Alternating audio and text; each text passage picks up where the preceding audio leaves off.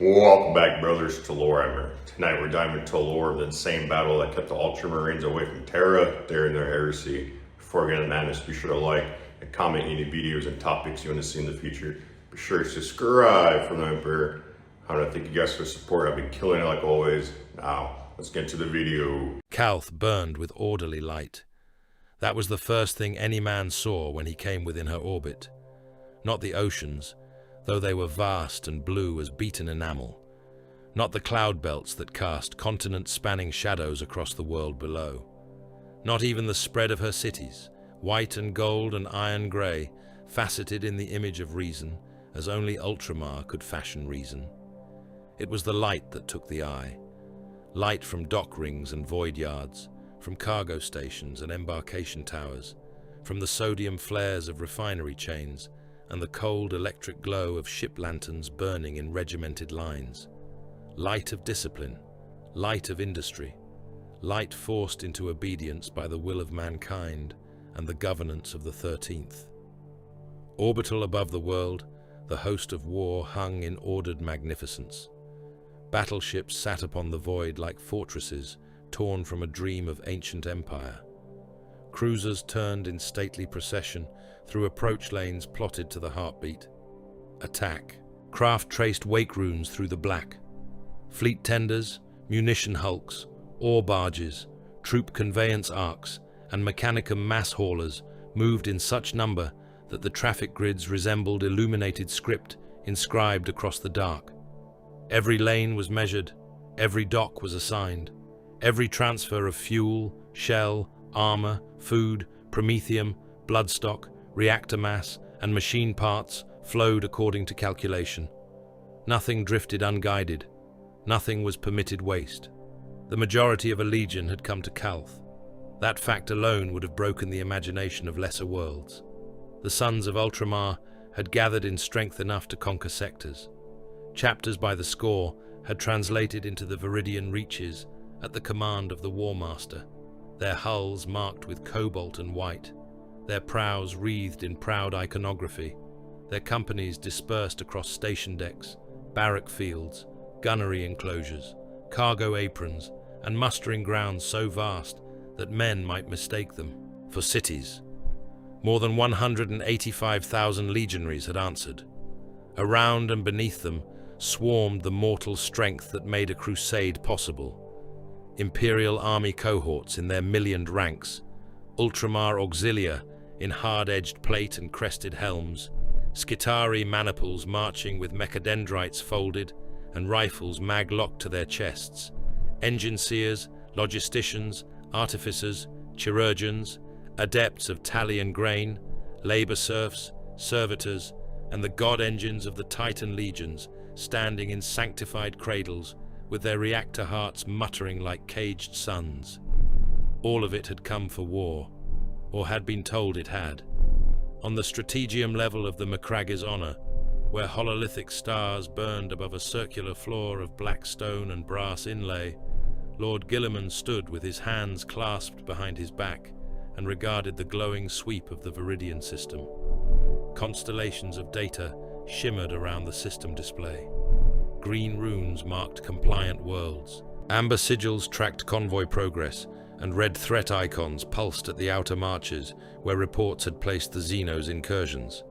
Orc glyph clusters, raid vectors, ravaged monitoring posts, broken merchant routes, tithe ships gone missing, out-system augur silence, war by greenskin eruption, brutal, wasteful, predictable. Yet the order had soured the Primarch's temper from the hour he first received it. The chamber around him was silent, save for the murmur of cogitation engines and the measured speech of the attending officers. None interrupted his thought. None presumed upon it. Robert Guilliman had been fashioned for empire, but he had also built one. He knew the stench of disorder before it spread, knew the feel of false weight inside a ledger, a campaign, a man. Horus had commanded him to Calth with the greater mass of the 13th. Horus had ordered the 17th to join them. Horus had named the Viridian threat sufficient cause. Distasteful, not impossible, but distasteful. "The muster proceeds," said Marius Gage. The Primarch turned his head a fraction.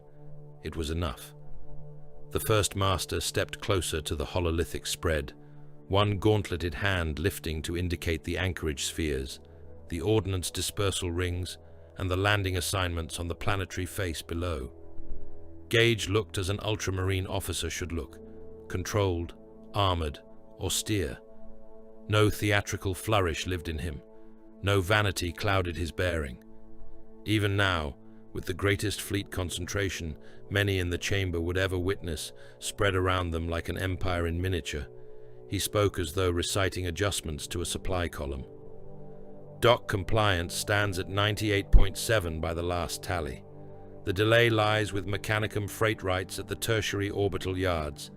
They demand resanctification of several mass conveyor spirits before ammunition transfer. "Override them," said Gilliman. Gage inclined his head. "Already done." "The 17th? "In position according to the War Master's disposition order," Gage replied. "Their surface elements continue debarkation to the southern mustering zones. Their fleet has observed traffic law without deviation. No breach, no conflict, no complaint." "No complaint," Gilliman repeated. Gage did not smile. Ultramarines of rank seldom wasted expression when precision would serve. "No voiced complaint, my lord." The Primarch looked once more upon the system display. Blue for Ultramarines, white for fleet assets, gold for Mechanicum, a darker crimson for the 17th Legion. There it was, that stain among the ordered colors. "The intent is obvious enough," Gilliman said. "The War Master displays the extent of his authority by moving legions as he wills. At the same time, he grants Lorgar a field upon which to reclaim honor under the gaze of those he once wronged." Gage answered at once. "A political exercise." "Perhaps," Gilliman said. "Perhaps also a practical one. Orcs do not distinguish between one legion and another when they die." "Then the 17th may learn efficiency by proximity," said Gage. There were a few sounds in the strategium then, not laughter. Ultramarines did not bark amusement in the midst of command, but there was the briefest movement of breath among the officers, the minute acknowledgement of a blade-thin jest. Gilliman let it pass. "See that there is no provocation." "There will be none from us," Gage said. That answer, too, was exact. The Macragge's honor moved through the anchor sea with sovereign calm, her vast hull attended by tugs and shrine skiffs, and signal craft that flashed coded litanies from prow to stern. Gage held the fleet together by a discipline that bordered on the mechanical. Every vessel had a place. Every company had a duty. Every deviation fed the correction tables. Across his command thrones, command lecterns, plotting pits, and signal relays, officers of the 13th worked without waste motion. It was like watching a state think. Far below the fleet, on Calth's surface, banners snapped in the heat winds of the mustering fields. Columns of Ultramar auxilia moved between embarkation avenues lined with grav haulers and tracked munition crawlers. Long ranks of army infantry tramped beneath the gaze of compliance statuary. Skitari maniples advanced in flawless machine step, robes stirring, optics guttering with lambent red. Titan support trains hauled caskets of plasma feed and macro shells the size of civic towers. The ground shook to the tread of war engines being walked from cathedral vaults to assembly planes. Above it all rose the landing platforms, vox spires and defense batteries of Calth, each structure bearing the stamp of reasoned geometry. This was not merely a muster. It was an argument for human dominion, expressed in adamant, flesh, mathematics, and firepower. Among the legionaries, assigned to readiness review on the eastern concourse of Numinus, Sergeant Aeonid Thiel watched his brothers drill and thought thoughts for which he had already been marked. He stood at parade rest in full war plate, helm mag clamped at his hip, his scarred face unreadable in the glare. Around him, squad by squad, the warriors of the 13th cycled through formation tests, live fire transition protocols, and response ordines, called by a centurion whose voice cracked from the amplifiers in clipped bursts of command. Advance, lock, break left, counter-turn, suppress, kill, confirm, reform. It was all correct. It was all immaculate. It was also, Thiel reflected, incomplete. A legionary beside him turned his head a little, enough to show he was speaking without disturbing the line. "You are not listening." "I am," said Thiel. "You are thinking." "That is permitted to me, unless censure has deepened into lobotomy without my knowledge." The warrior gave him a hard glance. "There are captains who would not consider the distinction important." Thiel looked across the field, where hundreds of his brothers moved with the beautiful, remorseless synchrony of the 13th. "There are captains who dislike the existence of the theoretical, unless it flatters what they already believe." His brother's mouth tightened. "You invited this.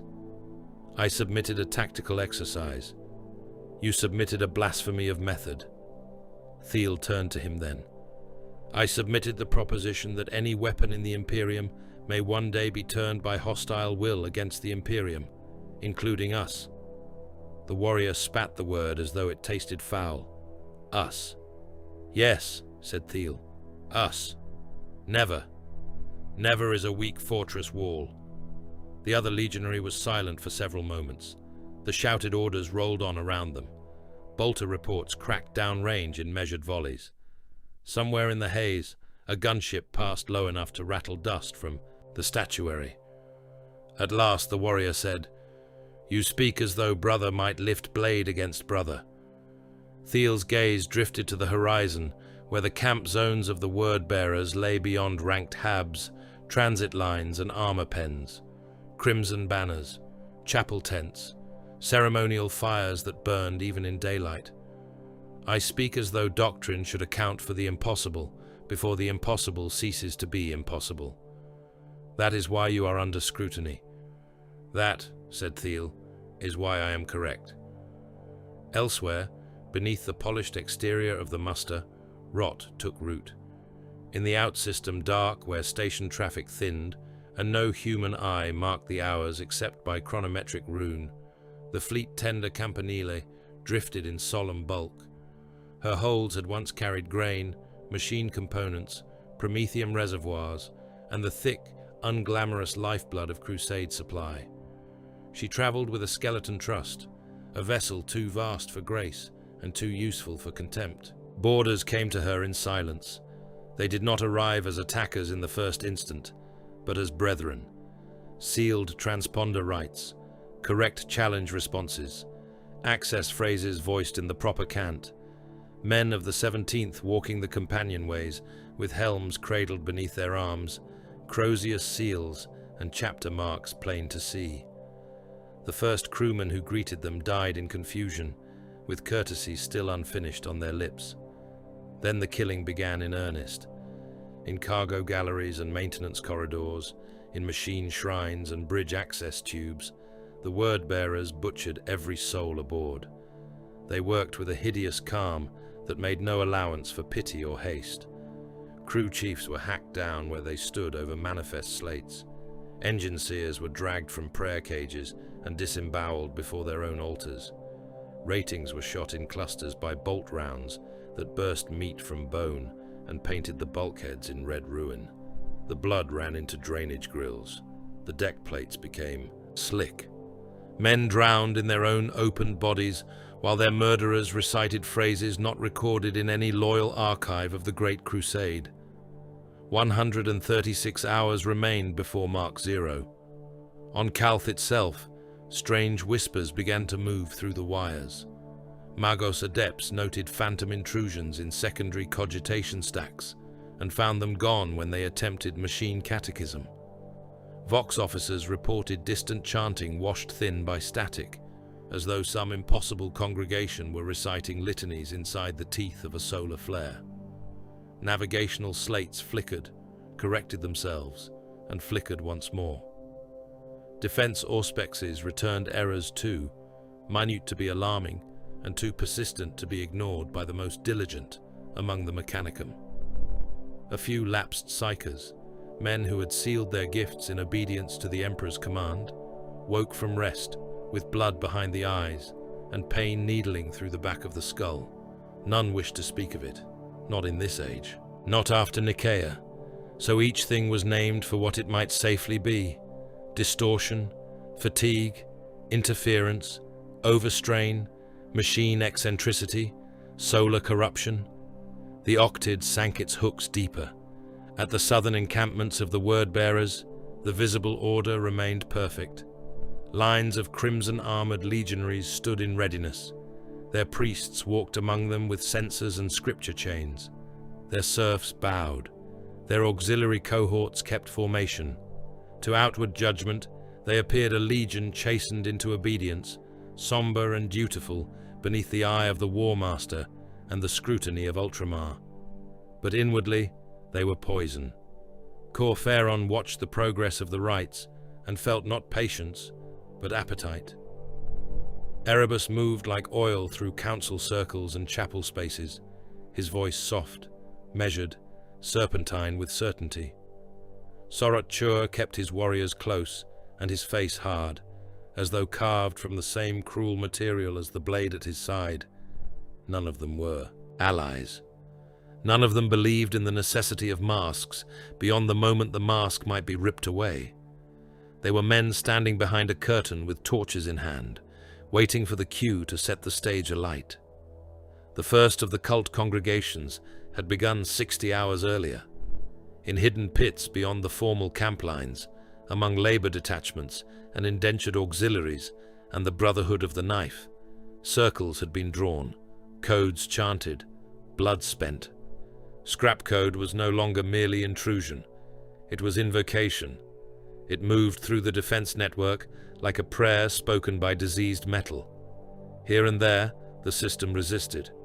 Here and there, loyal adepts clawed at anomalies and found only nonsense, contradiction, and machine static. None saw the whole shape. None saw the knife before it touched the throat. Above them all, the sun of Viridia burned on in stately brilliance. 1 hour before Mark Zero, a light split the air north of Numinous City upon the Satric Plateau. The teleport flare lasted only a heartbeat. The men who witnessed it from afar took it for military translation, a sanctioned arrival, nothing more. Dust swirled over the old stone. Static prickled along Vox channels. A few birds burst shrieking from the plateau ridges and wheeled away into the bright sky. When the light faded, Erebus stood upon the rock. His armor was dark crimson, trimmed in old gold, marked by scripture and soot, and the pride of a legion that had mistaken worship for destiny. Crozius in one hand, the other raised as though in benediction, he regarded the plateau and the lands beyond it with a satisfaction too profound to be mistaken for mere confidence. Numinous lay in the distance. Beyond that spread the ordered zones of Calth's surface muster. Beyond them all, in orbit, hung the fleets of 2 legions beneath the light of a poisoned future not yet spoken. A wind moved across the height. It carried dust, the taste of hot stone, and something else, something wet and copper-sweet, though no blood had yet been spilled there. Erebus smiled. Around him, hidden worshippers bowed their heads. Sigils scored into the rock drank shadow. The air thickened. The first syllables of the final rite trembled on waiting lips. Far above, in the ordered heavens of Calth, fleet lanterns burned with dutiful light. Augur arrays turned, Vox channels clicked, and the sons of Ultramar made ready for the war they believed was coming. The true war had already begun. The Campanile had been built for labor, not glory. She was a void-bloated brute of a ship, ugly with purpose, vast in the graceless way of all things designed to carry weight rather than beauty. Her flanks were the color of old iron. Her docking scars were layered one over another like healed wounds. Her holds had borne grain, reactor mass, tracked munitions, bulk fuel, prefab habitat sections, machine components, shell crates, ration stock, and every other mute necessity that made crusade possible. Men did not praise such a vessel. They used her, cursed her slowness, loaded her until her deck plates groaned, and forgot her the moment faster. Finer ships took precedence in the eye of command. Now she turned her ancient mass upon Calth like a clenched fist. There was no warning broad enough to save those in her path. There had been signs, yes. There were always signs to any disaster worthy of the name, but they had worn the faces of misread augurs, fogged returns, traffic anomalies, machine hesitation, and the endless static nuisance of a crowded war muster around a living world. The Campanile had drifted beyond immediate scrutiny, a fleet tender too dull to fear, too necessary to challenge without cause. Her transponder cant was correct until it no longer mattered. Her vector appeared listless until the moment she lit her drives. 20 minutes before Mach 0, her engine columns flared. It was not graceful acceleration. Nothing so huge could ever seem graceful. It was obscene. A drifting continent suddenly remembering the concept of murder. Plasma exhaust boiled out behind her in white gold pillars that made nearby auger returns scream and wash. Her spine vibrated. Rivets shrieked. Cargo within her cavernous gut tore loose from centuries-old bracing and began to thunder from wall to wall like the footsteps of awakening giants. Men still alive inside her, the last of the butchered crew, not yet dead or not yet found, were hurled from deck plates and broken against bulkheads as the ancient vessel drove herself forward with a violence her constructors had never intended. The void traffic around Calth did what drilled men and machine spirits were made to do in the face of sudden hazard. It corrected. Signal beacons spat rerouting commands. Escort cutters burned hard to peel clear. Dock authorities flashed override orders into the grid. Tug pilots hauled at control vanes. Emergency cant propagated through the anchorage lanes in widening bursts of command. Massive ships shifted by increments that meant kilometers in real space. Crewmen on hundreds of bridges cursed and obeyed. Fleet servitors woke from passive wait cycles and began to shriek binary warnings across command thrones. But the Campanile had begun too close, and she was too large, and what rushed to meet her was too full of men and metal and fuel and ammunition. Her target lay ahead in all its ordered immensity. Calth's primary yard complex, the central architecture of the muster, a lattice of dry docks, berthing spars, conveyor webs, void shield nodes, ordnance transfer arms, ship elevators, cradle rigs, and station bulwarks encasing the clustered bellies of warships awaiting deployment. Thousands labored there, tens of thousands, armorers, loaders, deck gangs, tech adepts, fleet ratings, legion serfs, Astartes in embarkation columns, army formations in transfer queues, pilots within launch pens, engine seers bowed over chanting consoles, men who had risen that cycle, expecting duty, drudgery, irritation, promotion, exhaustion, or war. None of them expected annihilation, descending with the blunt momentum of a murdered moon. Aboard the Samothrace, Captain Honorius Luciel turned from the strategium rail to greet Sorot Chure with the courtesy due a brother officer. The chamber was lit by disciplined lumen strips and the quiet glow of tactical displays. The void beyond the armored viewports was crowded with ship lights and station lanterns. Officers of the 13th stood at their proper stations. Luciel's command cadre kept respectful distance. 17th Legion representatives had been granted access by order and by protocol. All was exactly as it should have been, save for the fact that it was not. Luciel was a son of Guilliman. The shape of him reflected it in every line. Controlled, armored, certain, not vain, not lax, not hungry for theatrics. He had extended every formal courtesy required by the muster, and no more than required. He knew enough of the word-bearers to find them distasteful, but distaste did not excuse indiscipline. Not among the 13th, not while the War Master's order still stood. "Captain Chure," Luciel said, "you requested a private word regarding deployment sequencing." Sorot Chure inclined his head. His armor was crimson, washed in the strategium light to the color of old clotted blood. "I did," Luciel gestured. "Then speak." Chua's eyes moved across the officers present, across Luciel's guard, across the chamber exits. It was a sweep so quick and mild that any man not bred for war might have mistaken it for habit. "We have all been asked to stand side by side today," Chua said. "We have," Luciel replied. "A strange thing." "A necessary thing," said Luciel. "The greenskins will not care whose pride is bruised when they open our men from neck to groin." A murmur, almost like amusement, touched the mouths of two of Luciel's veterans. Chua did not smile. "No," he said, "they will not." His Crozius came up with startling speed. The first blow caved in the skull of the nearest Ultramarine officer before the man had fully understood that combat had begun. The second struck the jaw hinge of another, shattering helm seals and driving him down with blood and broken teeth spraying from his mouth grill. At the same instant, the word-bearer's escort opened fire. Bolter flashes turned the strategium into a white, stuttering hell. Luciel moved with all the reflex bred into a legionary captain, but there are moments in war where skill matters less than the fraction of a second in which disbelief exists. That fraction killed men. An Ultramarine standard-bearer took a bolt through the sternum before his hand had reached the hilt of his blade. A sergeant beside the display pit lost his face in a burst of ceramite shards, brains, and burning red mist. A Vox officer was thrown backward in pieces against the main.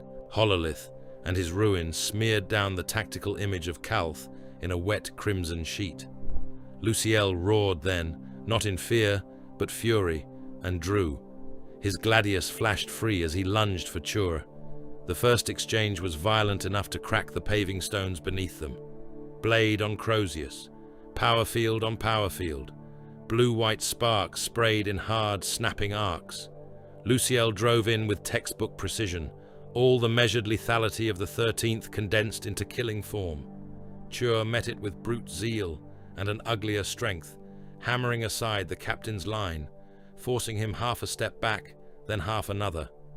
Around them, the chamber became murder at hand's breadth. Ultramarines and word-bearers crashed together across chart tables and data thrones. Men shot point-blank through vision slits. Chainblades found armor seals and screamed. Blood sheeted the deck. An Ultramarine lieutenant tackled one of the traitors bodily through a signal lectern, where both hacked at one another, with combat blades, until neither could rise. Another warrior of the 13th managed to wrench a bolt gun from a dead hand and emptied the magazine into the torso of a word-bearer, so close the detonations showered both of them with gobbets of meat and plate fragments. Luciel cut Chur across the shoulder guard and followed with a thrust meant for the throat. Chur twisted, took the strike along his gorget, and smashed the Crozius into Luciel's temple. The blow staggered him. Chur stepped in and drove a combat blade up beneath Luciel's raised arm, punching into the weak seam at the lower edge of the breastplate. Luciel grunted, a sound of pain transmuted instantly into rage. He head-butted Chur hard enough to crack lenses and rippled another cut across the word-bearer's chest. Then, one of Chur's men fired into Luciel's side from less than 2 paces. The bolt burst through the captain's flank. Bone and blood vomited out across the strategium floor. Luciel went to one knee. Chur looked down at him through cracked optics and said, "Calth begins here." Then he shot Honorius Luciel through the face. In after years, many would name Luciel and his 17 as the first true dead of the battle, but in that moment, there was no after year. There was only the chamber, the gunfire, the butcher's work, and the beginning of an age of open betrayal. The Campanile struck. There was no elegant collision, no cinematic pause in which men saw doom and named it before it came. The tender hit the primary yards like a god's mallet, driving a nail through layered steel. Bulk freighters vanished in the first instant, simply gone into expanding storms of metal fragments and plasma fire. Cradle towers folded. Docking spars snapped and cartwheeled. 3 cruisers under transfer lock were stove in by the impact shock before secondary detonations ripped them open from within. The station spine broke. Atmosphere burst from rent compartments in white torrents, carrying men, tools, fire and blood into vacuum.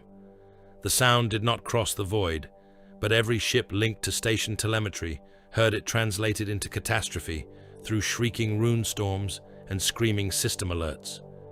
Then came the pulse. The Campanili's death and the sabotage nested within her birthed an electromagnetic howl that rolled outward through the anchorages and the defense lattice like an invisible sea of knives. Calth's defense systems convulsed. Targeting arrays browned out. Shield harmonics collapsed. Gunnery command logic broke into static and contradictory code. Across the Loyalist fleet, consoles spat sparks, lumen strips burst, Vox systems collapsed into gibbering noise, and whole banks of machine thought drowned beneath the octid as the scrap code came alive in full. It was as if the muster had been struck blind, deaf and half paralyzed in a single heartbeat. Batteries that should have risen to shield Calth sagged dumb. Point defenses slewed off true. Void stations went black. Bridges lost telemetry. Engines stalled. Weapons safeties jammed. Target identifiers inverted. Friend became null. Null became ghost. Ghost became enemy. 10 seconds later, the 17th Legion opened fire. There could be no misunderstanding then. No confusion born of impact trauma or auger fog or traffic disaster. Word-bearer vessels lying at what should have been brotherly proximity ran out their guns and unleashed full broadsides into crippled ultramarine hulls at ranges so close the shells seemed hardly to travel at all. Macro cannon rounds smashed into unshielded armor and blasted city block wounds through battleship sides. Lance strikes carved incandescent trenches along the flanks of cruisers that had not yet recovered power. Torpedoes streaked from launch tubes and buried themselves in the wounded mass of the muster. The anchorage became a slaughter pen. Ships caught, while still clamped to damaged berths, died without maneuver. One strike cruiser lost her entire prow to a close-range macro salvo and continued forward on dead inertia, spilling atmosphere and bodies from the open ruin of her bridge decks. Another detonated amidships when a lance breached her magazines, and her death hurled molten debris through an adjacent troop conveyance crammed with army personnel. Men were atomized in ranks. Gunships vanished as clouds of incandescent scrap. Fuel reserves ignited. Fire walked vacuum in expanding blossoms of chemical light and plasma bloom. The wreckage began to fall. Not all of it burned away. Fragments of the yard, severed station habs, armor plate kilometers wide, broken engine assemblies, and whole ruptured hull sections knifed down into Calth's atmosphere. Some came as flaming stars. Some came as tumbling shadows that only became visible when they blotted the sun. They hammered continents. They struck oceans and drove up steam walls like newborn mountain ranges. They came down through cities, through mustering, fields, through transit lines and defense bastions, each impact its own apocalypse of fire, pressure, and ruin. On the surface, men looked up and saw the sky become murder. At Numinous and across the broad deployment zones, Ultramarines, army officers, and auxiliary commanders fought at first to impose reason on the impossible. Vox channels howled with broken reports. The first instinct of the loyal had been exactly what their training demanded. Rally, assess, re-establish command, reinforce the wounded, secure the chain of order, find the source of the catastrophe. They turned, naturally, to the brothers beside whom they had been ordered to make war. The word-bearers shot them at handshake range. In one assembly corridor, an Ultramarine Centurion was still barking for combined redeployment when the 17th Legionary nearest him put a bolt through his throat. On a loading field outside a mass conveyor station, army troopers formed around a damaged command carrier and called to the crimson-armored Astartes advancing through the smoke, only to be scythed apart by disciplined bolter volleys that burst torsos and sprayed the deckcrete with loops of steaming entrails. Auxiliary shield lines, just beginning to lock into proper anti-riot geometry, disintegrated when their supposed allies opened them from flank to flank with plasma and chainsword. The 111th Company died in confusion and wrath. They had been in close field conference with attached elements of the 112th, helm seals unbroken, weapons mag-locked, mines turned toward deployment sequencing, and surface compliance lanes. Their first warning was the death of one of their sergeants, taken in the back of the head by a point-blank bolt that exploded his skull in a crimson burst across the tactical slate between them. Then, the word-bearers among their formation attacked without a word. Men who had stood shoulder to shoulder an instant before were suddenly cutting and firing for life. An Ultramarine of the 111th tore his blade free from a traitor's neck seal and tried to vox challenge and command at once, only to be hit in the chest by 2 bolter rounds that burst him open and sprayed his brothers with hot organ slurry.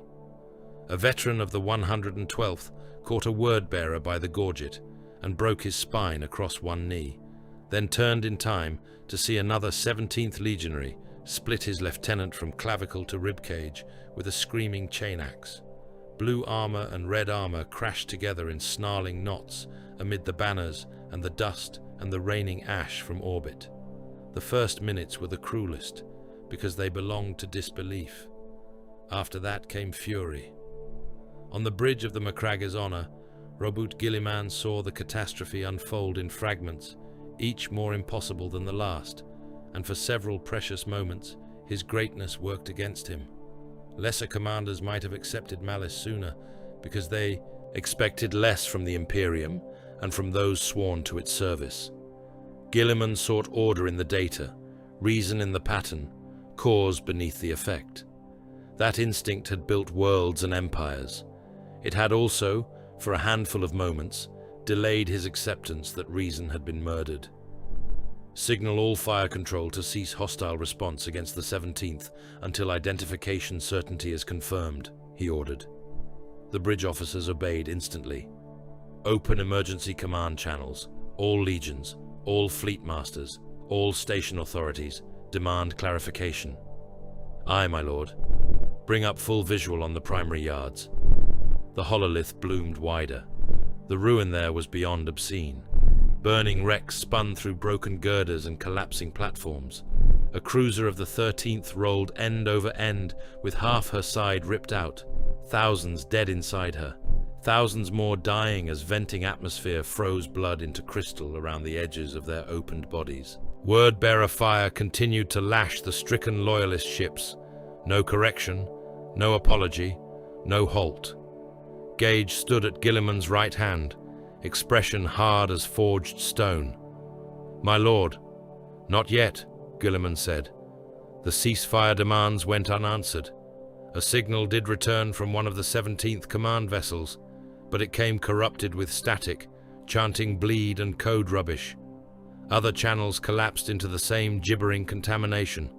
Another broadside smashed a loyalist ship amidships, while the bridge watched. No enemy appeared beyond the word-bearers. No greenskin ambush, no hidden Xenos trick, only crimson hulls, murdering blue at point-blank range with pitiless method. Word-bearers' gun decks are maintaining pattern fire, one of the bridge officers said. His voice was iron, trying not to crack. They are prioritizing crippled vessels and command assets. Gilliman said nothing. On the hololith, a ship of the 13th blossomed into fire. Another died. With it. Only then did the Primarch understand. Not merely that this was betrayal, but who stood behind it. Not an officer's mutiny, not a fleet captain's madness, not a fragment of the wider disorders that rumor had begun to carry from the eastern marches. This scale had intent, this precision had ceremony, this hatred had history. Lorgar, Gilliman said, and the name was not spoken as a brother's. Gage did not waste a heartbeat. All hands to war stations. Reclassify the 17th Legion as enemy. Return fire at will. The bridge awoke in full. Runes changed color, orders cascaded. The Macragge's honor became a weapon, but around her the muster was already dying. Across orbit and surface, across yards and ship decks and mustering fields, across command posts and chapel lines and transport corridors and defense silos, the deception was cast aside. The word-bearers ceased pretending brotherhood and embraced extermination.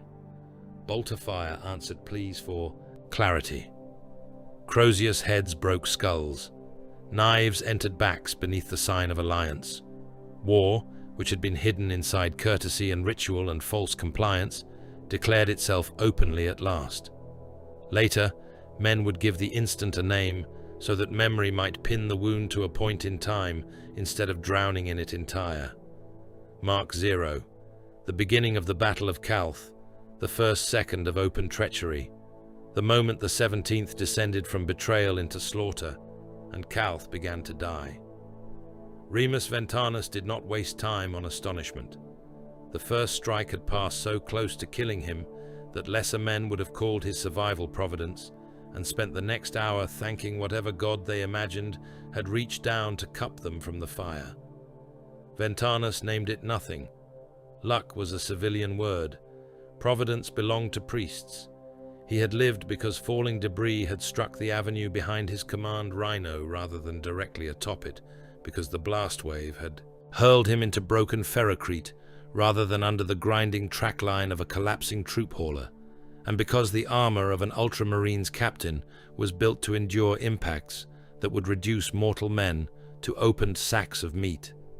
He rose from the rubble as alarms screamed across the burning concourse and began issuing orders before the dust had settled from his shoulders. The northern reaches of Calth's deployment zones had ceased to resemble anything as tame as a muster. The sky was wrong. It had become a furnace lid, black with falling wreckage, cut by descending lines of fire and the contrails of burning fragments tearing down from the slaughter in orbit. Impacts strode across the continent in blooming pillars of ash, flame, and pulverized stone. Hab blocks had been opened like ration tins. Transit rails hung half-molten above the avenues. Columns of army infantry that had been marching in parade-correct order moments before now lay in red heaps among their banners, chopped apart by betrayal and secondary blast.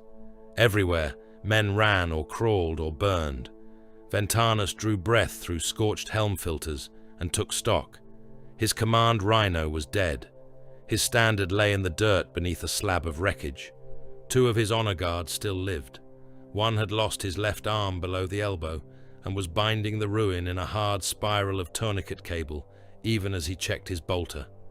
Another was dragging himself clear of a cracked ammunition carrier with one knee servo locked and a jagged strip of plate hanging from his cuisse like a butcher's tag. Word-bearers' fire snapped through the drifting dust from 3 streets away, methodical and searching. They were advancing through the smoke in attack lines, red plate glimmering in the glare of burning fuel. "On me!" Ventanus voxed. No flourish, no comfort, no wasted syllables. His surviving men answered at once. A group of Ultramar auxilia huddled behind the overturned shell of a Munitorum crawler nearby. Their lieutenant had taken shrapnel through the throat and bled out over his own chest plate. His soldiers looked up at Ventanus as drowning men looked at dry land. Terror was in them, but so was discipline. They had not broken. Not yet. "Captain," one of them managed, "can you fight?" The man looked once at the sky, once at the street where the word-bearers were closing, and answered as an Ultramar soldier should. "Yes, Lord." "Then rise." They rose. The first enemy line came through a curtain of whirling ash and static haze, 5 legionaries of the 17th, moving with the ugly assurance of men who had mistaken surprise for superiority. Ventanus killed the foremost with his bolt pistol before the traitor had fully cleared the smoke. The shell struck center mass and blew open the crimson breastplate in a fountain of shattered ceramite, rib fragments, and black-red meat. His 2 surviving guard fired with him, their bolters hammering indisciplined. cadence. Another word-bearer spun down with his lower jaw gone. A third staggered as an auxiliary trooper, hands shaking but true enough, burned a last round through a damaged eye lens. The survivors of the 17th returned fire. The avenue became a butcher's corridor. Bolt shells burst on stone, on armor, on flesh. A mortal soldier beside Ventanus simply vanished from the waist up, his legs toppling backward while his upper body came apart in a red vapor that slapped wetly across the crawler's hull. Ventanus advanced through it.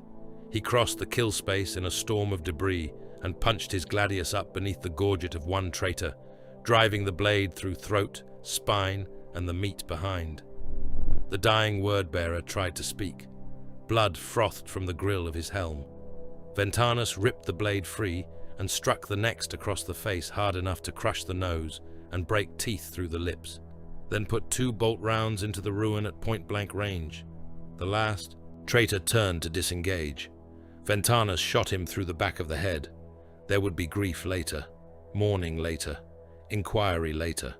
For now, there was only action. He moved his survivors off the avenue in a hard left through a collapsed freight lane and down toward the lower defense sectors of Numinus. The city's outer systems lay beneath a spread of armored galleries and control vaults cut into the substructure like nerves through bone. If anything on the northern continent still possessed the capacity to see, to hear, or to speak beyond line of sight, it would be there. Ventanus did not know whether the defense cogitators had survived. He did not know whether loyal hands still held them. He did know that without command traffic, all scattered resistance would die separately and in ignorance. The route downward was a march through industrial hell. Servitors wandered blind, their command loops burned hollow by scrap code and electromagnetic shock. One dragged half its own, cabling in a glowing trail behind it while reciting cargo tallies in a voice thick with static and blood. Another had been possessed of some machine madness and kept trying to lift a collapsed loader arm that had already crushed 3 dead men into the deck. Smoke swam in the galleries. Emergency lumens flashed. Somewhere below, macro-caliber impacts rolled through the foundations like the heartbeat of a buried giant. At the final blast door before the cogitator precinct, Ventanus found the Scitari. They were still at their posts. Not many. A score, perhaps, no more. Their robes were torn. Their bronze and iron bodies were marked by shot and blade. 2 lay dead in the threshold, with neat explosive wounds through forehead augmetics. Another had been cut nearly in half and propped against the wall by the pressure of bodies moving over him, his mechadendrites still twitching in spasms of dying intent. But the rest remained locked into overlapping fields of fire. Galvanic rifles, raised, optics bright as embers in the dark. Their alpha brought his weapon to bear on Ventanus for half a second, read heraldry and gene markings through whatever surviving machine certainties still functioned in his damaged skull, and lowered it. Ultramarines identification confirmed, he said in a voice of grinding metal. Loyal state probable. Probability will suffice, Ventanus replied. Status. The alpha twitched, perhaps the remnant of a nod. Defense cogitators isolated, main vox silenced, primary noosphere profaned, auxiliary communication net remains extant. That was enough to make Ventanus feel, not hope, for hope was too loose a thing, but the hard return of possibility. Show me. The Scitari led him into a chamber of dark iron pillars and half-lit machine shrines where the city's defense logic had once breathed in calm obedience. Now much of it was dead. Display columns guttered with corrupted script. Hololithic projections spasmed and vanished. Cables hung from split conduits like torn intestines from a butchered animal. The smell of ozone, machine oil, and burned human fat sat thick in the air. Yet one cluster of consoles still worked, fed by an isolated power reserve and a separate backup Voxcaster net the traitors had either missed or not accounted for.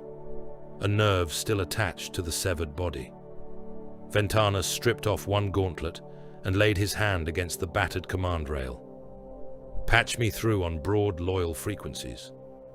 "Broad frequencies degraded," the Skitarii Alpha replied. "Recommend signal hunting by command cipher." "Do it." For several long minutes, there was only crackle, distortion, and distant screams leaking through broken channels from all across the dying world. Pleas for Medicae, fire reports, artillery coordinates that would never be answered, coded fragments from fleet elements already dead.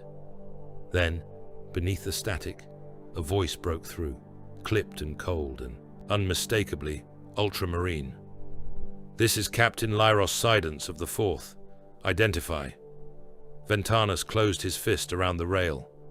"Remus Ventanus, Northern Continent, living." There was the shortest of pauses.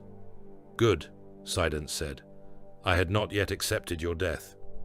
You will have to endure further disappointment. Where are you?"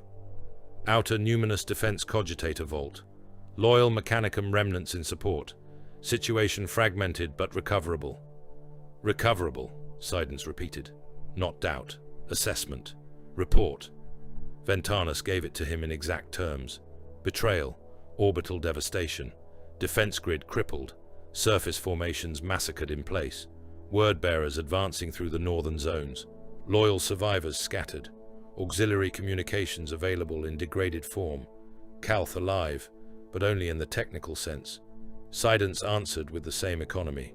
He had gathered survivors of the 4th and supporting mortal elements in strength enough to move, but not enough to stand in the open against full traitor formations. Leptius Numinus still held. The palace precinct had not yet fallen. A data engine of sufficient power might still be housed there, if the Mechanicum adepts attached to the command district had not already been slaughtered. Then there was silence for one heartbeat, as both captains arrived at the same conclusion. "Leptius Numinus," Sidence said. "Agreed," said Ventanus. "Disciplined fallback. No heroics." "No panic," Ventanus replied. "Measured kill zones. Deny avenues. Collapse geometry behind us." "Confirmed. We rebuild from there. We rebuild from there." That was all. No speech to dignify it. No rhetoric. Ultramarines did not need ceremony to transform ruin into order. They merely needed a point from which to begin. The withdrawal to Leptius Numinus became an education in controlled violence. Ventanus divided his force into hard nodes of resistance, each with a task and a killing angle, and marched them back through the broken arteries of the northern district, while the word-bearers harried at their heels. Every intersection became a trap. Every long gallery became a measured lane of death. Auxiliary troopers were placed where massed lass fire could blind and slow. Skitarii were anchored at choke points where their mechanical accuracy could shear the first rank from any advancing foe. Astartes stood not everywhere, but where they would matter most, at the hinges, at the corners, at the points where the line threatened to fold. When a route could not be held, Ventanus collapsed it behind him. Fuel lines were ignited, support braces were cut, transit gantries were brought down with melter charges, and demolition packs stripped from dead engineers. Whole corridors vanished in thunder and dust, forcing the pursuing word-bearers into narrower and bloodier approaches. The geometry of the withdrawal changed block by block, always shrinking, always shaping the enemy, until the traitors were no longer advancing through a city, but through a series of prepared murders. At one such junction, Ventanus watched an entire squad of the 17th attempt a frontal push through what had once been a civilian transit vault. His men let them enter, let them commit. Then crossfire opened from 3 elevations at once. Bolter shells tore plate apart in blasts of red slurry and ceramite fragments. Lass fire burned through exposed joints. A Skitarii gunner with half his face missing from shrapnel kept firing until his galvanic rifle glowed. The last of the traitors made it as far as the central concourse before Ventanus met him and drove a power sword through his chest, the crackling blade cooking both hearts as the word-bearer screamed scripture through a mouth full of blood. At Leptius Numinus itself, the palace rose from fire and dust, like something too proud to die neatly. It had been built in the age when Ultramar still permitted itself monuments without apology. White stone, broad stairs, colonnades, domed command chambers, and defense galleries, hidden within the elegance like knives hidden in a senator's sleeve. It was not a fortress in the brutal style of old Earth, but it could become one in hours under the hands of the 13th. And so it did.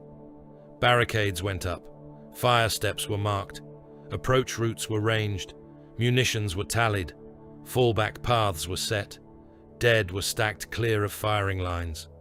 Wounded were stripped, sealed, patched, and returned wherever possible. No panic, no waste, no surrender. Within the palace vaults, amidst dead adepts and flickering machine shrines, Mir Edv Taran still lived. He looked like something dug from the machine's guts rather than born by human flesh. His robes were scorched. One mechadendrite hung severed and leaking sacred oils. Blood had dried black down one side of his face. He did not waste breath on greeting. He merely hissed Binharic curses at a half-dead console and struck a rune cluster hard enough to split the skin of his remaining human hand. "The engine answers," he snapped as Ventanus entered. Slowly, like a blind beast whipped awake. "Can it speak?" "It can try." That was enough. Taran forced the data engine back toward function by methods half technical and half devotional, restarting logic trains, isolating corrupted sectors, choking out the worst of the scrap code with brute-purged command loops and old emergency protocols. One by one, systems flickered back. Auspex arrays, internal command links, a sliver of surface mapping. Then, like a limb feeling its blood return after near severance, the communications web shivered and came alive in weak but living pulses. Across Calth, scattered loyalists began to hear one another again. The effect was immediate, not salvation, not victory, but coherence. Reports flowed in by bursts, pockets of the 4th, elements of the 19th, surviving army. Battalions, Titan groups cut off and fighting blind, armor trapped in industrial sectors, mortals begging for extraction, mortals reporting impossible things in the smoke. Ventanus listened to it all and turned the flood into order with side ants on the other net, the two of them cutting through chaos like blades through soft tissue. Above them, in the void, the Macragge's honor had become a haunted kingdom. Demons prowled her corridors, not metaphors, not men gone mad, warp things of horn and tooth and hate, dragged into the material by the rites below and the poison now running through Calth like black blood. They came out of shadows and through ruptured bulkheads. They howled in tongues older than mankind's first murder. They broke fleet serfs against walls. They opened ratings from groin to throat and rooted in the steaming cavities with clawed hands. They descended on wounded legionaries and tore chunks from their armor with a strength that mocked reason. Marius Gage fought them from one end of the flagship to the other until they mauled him almost to death. He bled from half a dozen rents. His plate was dented, gouged and blackened with ichor. He had seen bridges lost, command relays severed, compartments vented, and brothers dragged away screaming into red-lit dark. The flagship of the Primarch had become a place of shrines desecrated and decks running with blood. Ionid Thiel found him there. The sergeant was still red-marked by censure, still carrying the stain of prior disapproval for having considered the unthinkable. Now the unthinkable had arrived armed and shrieking, and it turned out that a man who had rehearsed impossible war in his mind was worth more than 10 who had not. He killed the demon over Gage with flame and blade. Then he gave his judgment in the calm tone of a legionary discussing fortification angles. "They rely on our habits," Thiel said. "Our habits are now liabilities. We stop fighting as expected." Gage, breathing hard through broken helm systems, stared at him for 1 second and understood. "Take whoever can still obey," the First Master said. "Purge the ship." Thiel did. He assembled an ad hoc kill party from survivors of shattered squads, men too disciplined to argue and too angry to require encouragement. He changed weapon pairings, favored flame, blades, shock mauls, boarding shields, close-range volleys, trap corners, kill boxes, and false withdrawals through the ship's own arteries. He turned predictability against the enemy by first abandoning it in his own force. The demons died in torn heaps, ichor splashing across deck plates already slick with human blood. One was burned until its flesh bubbled and ran like candle wax from bone. Another took a gladius through the mouth and out the back of the skull before it could finish ripping a wounded legionary apart. Again and again, the improvised party drove forward, room by room, shrine by shrine, until the way to the auxiliary bridge stood open. Back on the surface, Corferan learned that resistance still held at Leptius Numinus and dismissed it with contempt. "They are Ultramarines," he said. "They do not know how to die quickly. They will correct this error." But hours bled on, and still Ventanus held. Still the palace fought. Still the northern survivors did not collapse into the convenient ruin expected of them. Reports sharpened, loss tallies mounted. Time, precious time, was being consumed. So Corferan did what all men of spite do when denied easy victory. He sent a crueler hand. Morpal Kier was ordered to break Leptius Numinus.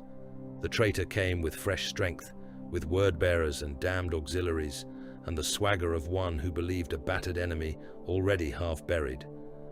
His assault struck the palace at dusk, beneath a sky still red with falling fires. Bolter storms beat against the outer galleries. Heavy weapon bursts walked the colonnades to dust. Mortars hammered the lower approaches. Cult rabble screamed praises to dark powers as they rushed the stairs and died in rows, filling the steps with corpses slick enough to make footing treacherous. Ventanus met the assault without panic. He fed ground where it was useless, and killed for every pace. Kill zones crossed over the grand stair. Secondary positions caught the attackers when they pressed too eagerly. Fallback routes closed at the instant before collapse. The geometry tightened. The palace became a grinder built of reason, and into it the 17th fed flesh. Yet numbers had their own logic. Bit by bit the pressure mounted. One defense gallery was lost. Another became untenable when a macro shell blew out half its supports and sent men tumbling through dust and flame. Ammunition diminished. Casualty stacks grew. Ventanus stood in the breach more than once, sword arm black with blood to the elbow, and still the traitors came. Then Sidence arrived. He came not in parade order, but from the enemy's rear, exactly where he had promised he would if the world had not already taken him. His surviving companies struck through a shattered service quarter and fell upon Morpal Kier's assault formations from behind, with all the cold wrath of Ultramar remembering itself. Bolters ripped into the backs of the traitors massed on the palace stairs. Dreadnought fire tore a hole clear through a packed reserve line. Auxilia heavy teams opened from side streets and turned the avenue into a meat lane.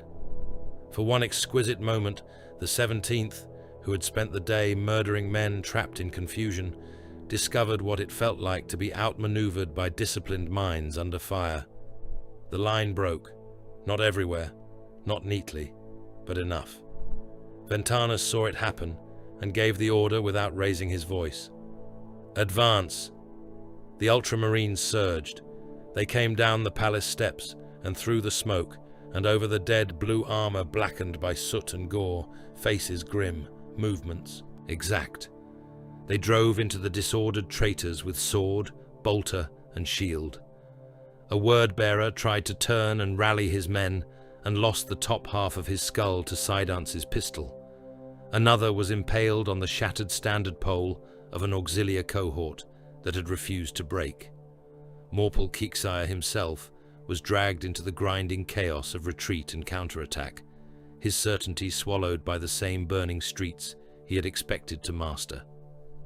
Inside the palace, Taran looked up from his consoles as fresh signal strength flooded the net and said, almost in wonder, "They are pushing them back." "They are Ultramarines," Ventanus replied. Far above, in the murder dark of the Void War, the Macragge's honor clawed back toward command under Gage and Thiel. The ship still bled, the fleet still died, Calth still burned in pieces. But for the first time since betrayal had split the day open, loyal force had done more than survive. It had struck back. And then the myth returned. Word ran first as nonsense through the shipboard channels. A shape outside, a giant on the hull, a warrior in the void. Men too exhausted to think clearly murmured it, and then stopped murmuring when they saw. Guilliman had been absent for hours since the venting of the bridge. Hours in cold near vacuum, where any mortal would have frozen, burst and spun away as nameless debris. The Primarch came back alive. He crossed the outer skin of his flagship, like a wrathful engine given flesh, armor rimed with frost, movement slower than on a deck, but unstoppable, terrible. Word-bearers trying to secure the hull for boarding turned to meet him and died with their throats crushed in his gauntlets, or their bodies torn apart by the naked strength of his hands.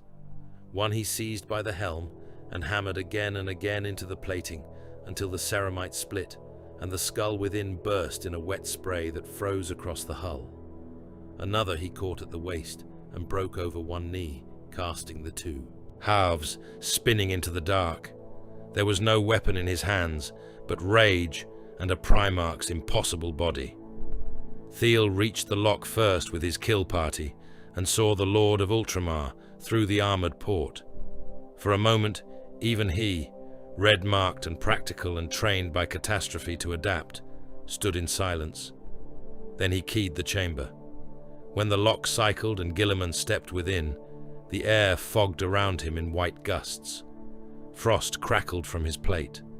Blood, some his and much not, sheeted from the ceramite and spattered the deck. He looked less like a Primarch returned from danger than a war god hauling himself bodily back from the edge of death, because duty still remained unfinished. Several warriors began to kneel. "Do not waste time," Thiel said.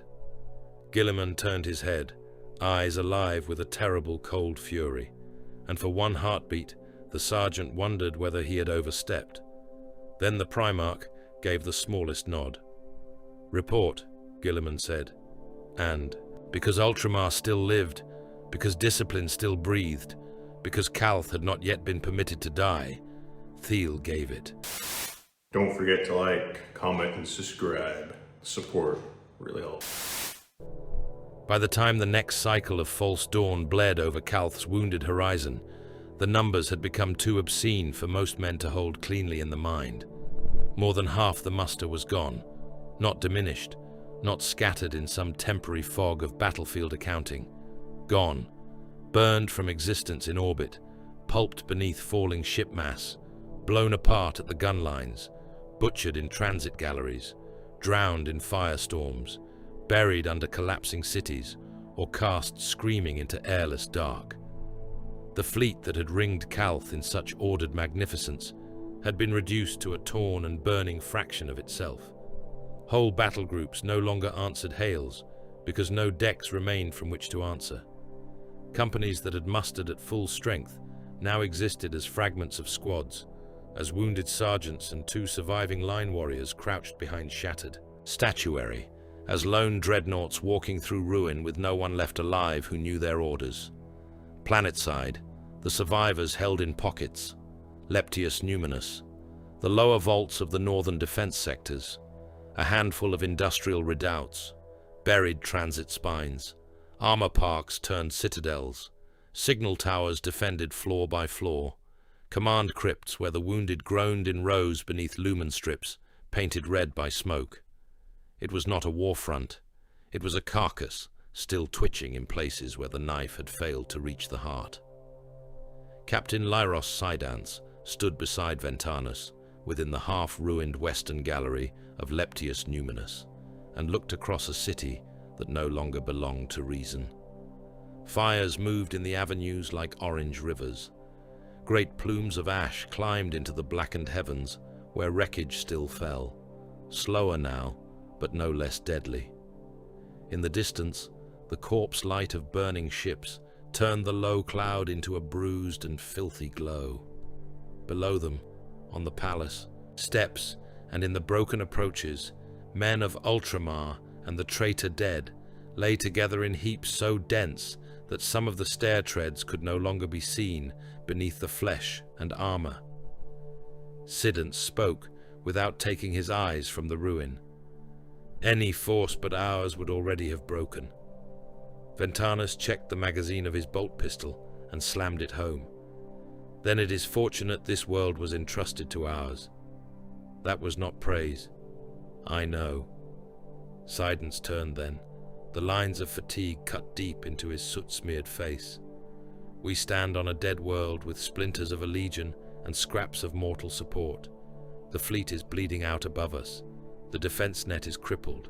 We have demonic manifestations in the Void War and corrupted machine systems on the surface. If we were sons of Horus, we might still fight.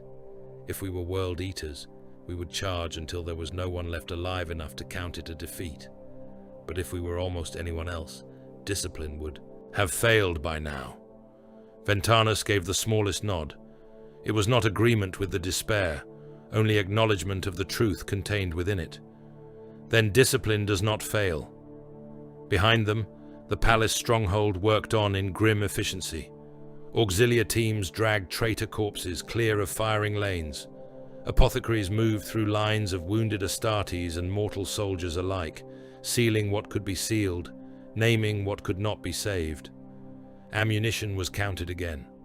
Routes of fallback were adjusted by the meter. The defense of Leptius Numinus did not depend on optimism.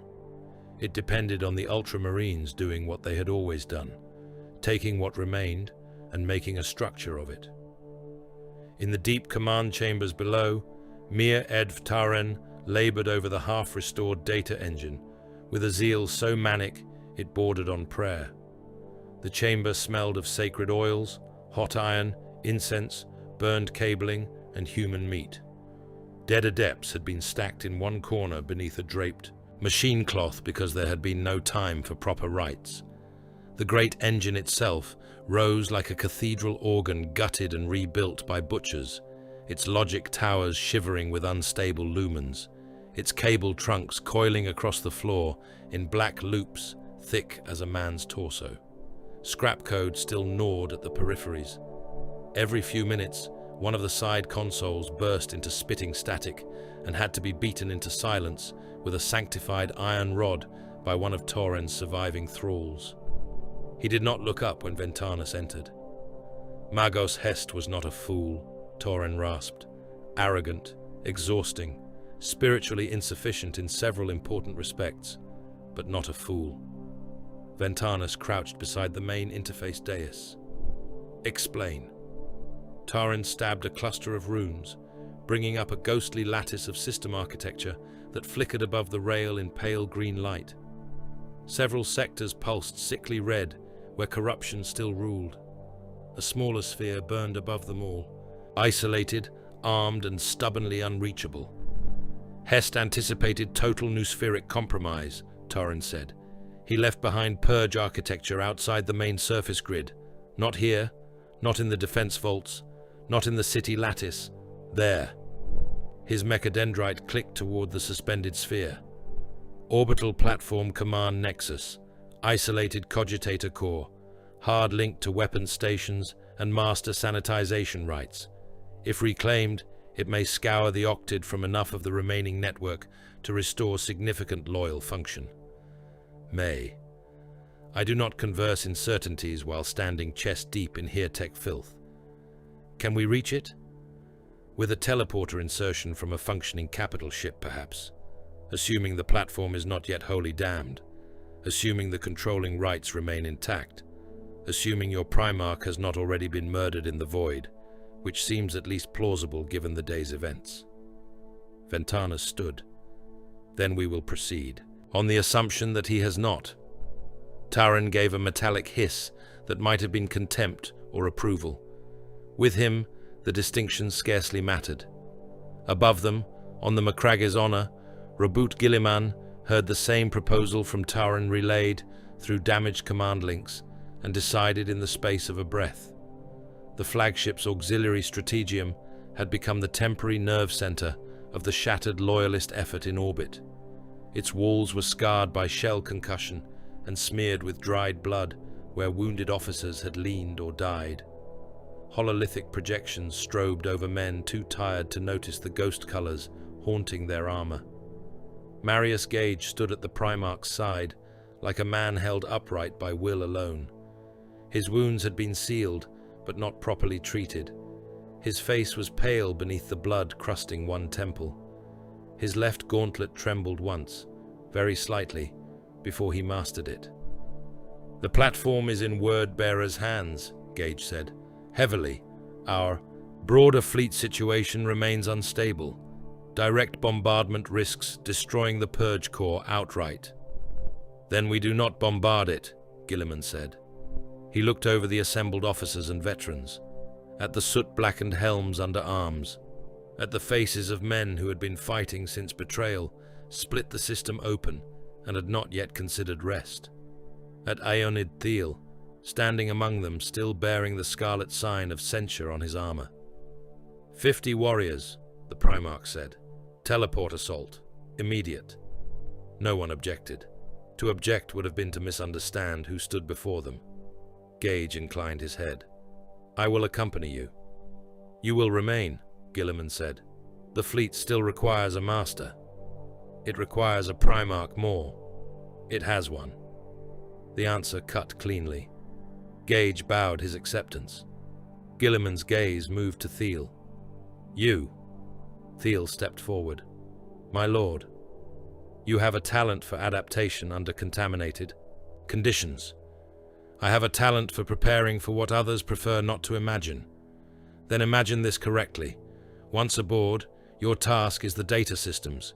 No distraction, no indulgence, no pursuit outside objective." Thiel met the Primarch's stare without hesitation. "Understood."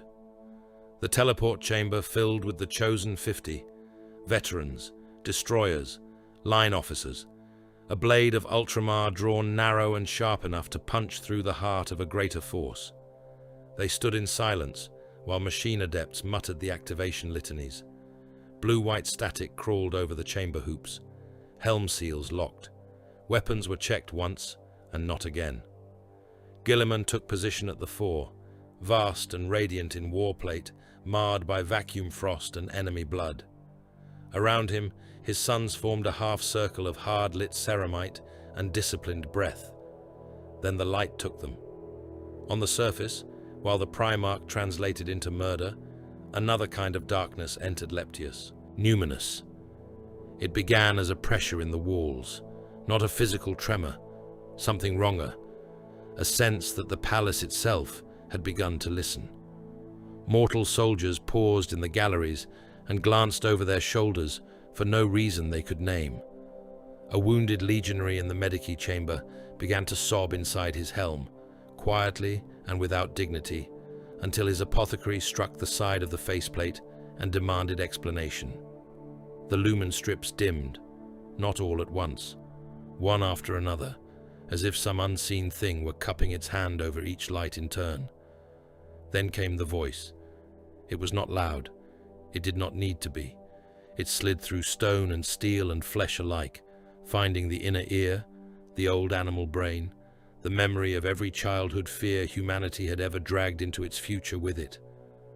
"Samus is here." Men froze. Somewhere in the lower west stair, a soldier screamed once and was cut off. Ventanus turned before the second cry. "Seal the Medici wards. Lock all inner. Doors. No one moves alone." The order went out. Too late for some. The nightmare walked the palace in skins stolen from reality and reshaped by hate. Where it passed, shadows thickened. The air grew wet and hot, stinking of opened bowels and old blood. Men fired into corners and killed nothing. Servitors convulsed and burst showers of sparks. A pair of auxiliary troopers on sentry duty were found nailed to a chapel door with their own bayonets driven through throat and breastbone, boots kicking weakly while their spilled entrails steamed on the tiles below. Ventanus found the thing in the old senatorial archive. The chamber had once stored civic records and ceremonial tablets from the early years of compliance. Now its shelves lay overturned, and its floor was covered in parchment ash, broken glass, and the butchered remains of a palace guard detachment. Some had been torn apart so violently their limbs lay on separate sides of the room. Another was folded backward over a shattered, reading dais with half his face eaten away.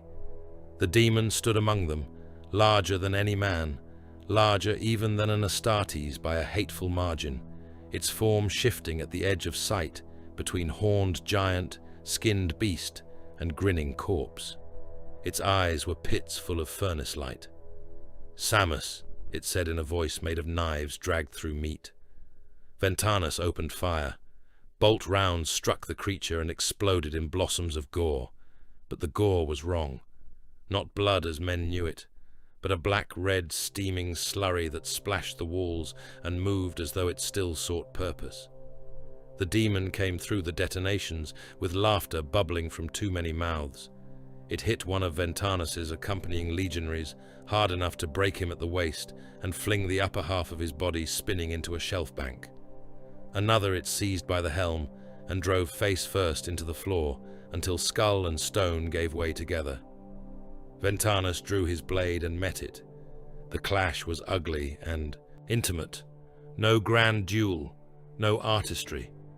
The demon struck with raw, obscene force that numbed his entire sword arm and sent him skidding in blood and parchment ash.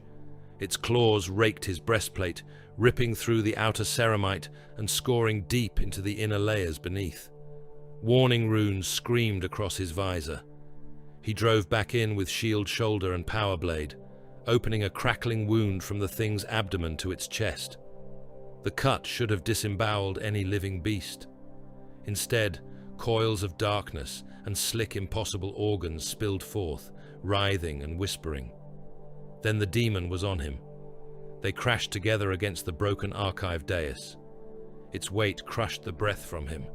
Its stink was a butcher's pit, left open beneath a midsummer sun. Claws punched through his pauldron. One hooked under the collar of his armor and began to drag downward toward his throat seal. Ventanus lost his sword in the grapple. The weapon spun away. He hit the demon once with his gauntlet again and felt nothing give that mattered. So he reached for the knife. It was a small thing by Astartes standards, a utility blade, a tool more than a weapon. He drove it up under the demon's jaw with every scrap of strength left in him. Once, twice, again. The blade grated through hide, through cartilage that felt like ironwood, through something deeper and foul. Black fire burst from the wound. The creature shrieked into his face, a sound that made the human dead around them twitch, as if remembering life. "Samus dies," Ventanus snarled, and rammed the knife home to the hilt. The demon came apart, not neatly. It ruptured. Its form blew outward in a storm of oily smoke, cinders, wet corruption, and flayed strips of unreal flesh that vanished even as they struck the floor. The pressure in the chamber broke. The shadows recoiled. Ventanus rolled clear, hauled himself to one knee, recovered his sword, and ordered his surviving men forward to cleanse the rest of the lower palace. The stronghold lived. Barely. But it lived. Far above, the teleport assault hit the orbital platform like a spear through the eye. Ultramarines appeared amid alarms, gunfire, and the red glare of traitor-lit control chambers. Before the word-bearers at the Nexus could fully react, the first rank of Guilliman's strike force had already killed them. Bolter fire thundered through close steel corridors. Boarding shields slammed men into walls. Chain blades chewed through crimson plate and flesh. Thiel broke left with his assigned element toward the data sanctums, while the Primarch drove straight for the command core, a comet of blue and gold fury smashing through everything in its path. The platform had once been a machine of elegant order. Now its halls were choked with scripture daubed in blood, sensors hissing warp fumes, dead deck serfs, severed machine cables, and half-grown symbols worked into the metal itself, as though the station were attempting to mutate into a chapel. The word-bearers died defending it, but they died hard, and behind them the warp thickened. Corpharon awaited at the heart. He stood within the command sanctum beneath a vault of flickering hololithic stars, Crozius in hand, armor lacquered crimson and dark gold, old eyes burning from the ruin of a face that had never possessed a Primarch's perfection, but had long ago replaced its absence with malice. Around him chanted his chosen priests and bodyguards. Sigils burned in the deck. The air itself felt bruised. "Robuta," Corpharon said, as though greeting kin in a hall of peace. Guilliman answered by charging him. Warp force struck first. It hit like a mountain dropped through thought. Not a blast of flame or lightning, but the raw, crushing arrest of malign will. Guilliman staggered. The floor beneath him blackened. His muscles locked for a fatal instant as the chanting around the sanctum rose and the warp pressed into flesh and armor and nerve. Lesser. Men would have been broken outright, flayed in mind, or reduced to a twitching puppet. Even the Primarch slowed beneath it, one knee almost striking the deck as Corpharon spread his arms in triumph. "You should have listened to your brother," the old traitor hissed. "You should have knelt. It would have spared so much pain." Guilliman did not answer. Corpharon mistook this for weakness, and in that mistake lay his ruin. He came closer. He began to preach. He wasted the moment not on killing, not on ensuring victory, but on corruption, on words, on poison, on the old diseased fantasy that he, who had stood in the shadow of gods and still remained merely a parasite clinging to greatness, could turn Robout Guilliman by argument, by revelation, by the obscene intimacy of whispered heresies. Thiel later thought that if Corpharon had simply ordered every gun in the chamber emptied into the Primarch's skull, history might have ruptured then and there, but he did not. He spoke, and while he spoke, Guilliman rose.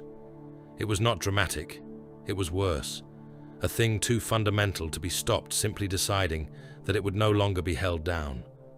The Primarch surged through the warp stun, with blood running from nose and mouth, with warning runes flaring across his armor, with his face transformed from controlled command into a fury so cold it seemed to freeze the very air. He took Corpharon by the throat. The old word-bearer tried to bring up his Crozius, but Guilliman tore the weapon aside and drove his free hand into the traitor's chest with a violence that split plate, flesh and bone. Fingers like armored spears punched into the cavity beneath the ribs. There was one wet instant of resistance. Then the Primarch ripped out Corpharon's primary heart in a spray of blood and shredded organs. The sanctum erupted. Bodyguards hurled themselves forward. Ultramarines crashed into them. Thiel and his men reached the data sanctum doors and found the system routes already corrupted with script and warp taint. He did not try to preserve elegance. He planted charges, overloaded machine cores, and hacked through sanctified link bundles with chain blades, while his brothers held the threshold against counterattack. Cogitator towers burst. Data looms vomited static. The traitor's hold over the platform began to fail by destruction rather than restoration, which was sufficient. Sometimes purity could be reclaimed only by burning away what had been profaned. On the surface, as though sensing the shift, Ventanus chose his hour. Reports had come in through Tarin's restored channels, reinforcements converging, surviving captains and detachments threading the burning arteries of Calth toward Leptius Numinus in disciplined fragments. Anchizi, with hard-bitten veterans from the outer manufactoria. Ethan bringing armor support, limping but functional. Toro Nicodemus, with battered line companies and munitions enough for a brief real offensive. Ikos Lamiad and Telemachus, each at the head of separate surviving strengths, all bloodied, all diminished, all still willing. For the first time since betrayal, the palace held not merely enough men to endure, but enough to strike with intent. Ventanus stood over the attack display, while the names of the arriving captains burned one by one into position.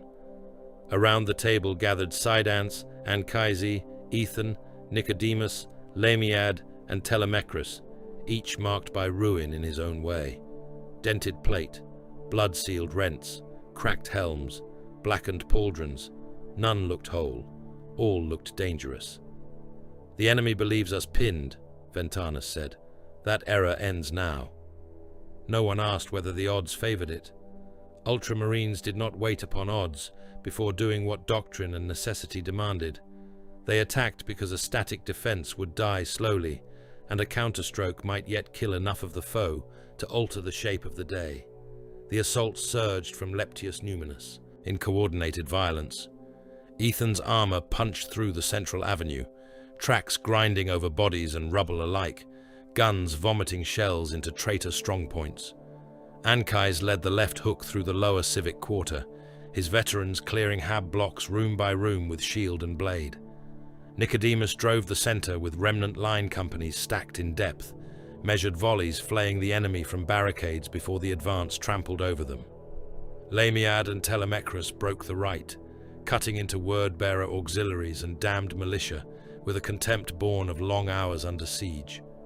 Sidance and Ventanus moved where the pressure thickened, rebalancing the line with the practiced instinct of captains who trusted one another enough to speak little. It felt, for the first time since Mark Zero, like a legion battle, not in scale. Calth would never again that day know the full, clean vastness of proper legion war. Too much had died, too much had burned, but in character, in the way the thrusts supported one another, in the way every retreat was planned and every push fed the next, in the way local victory was instantly converted into wider advantage.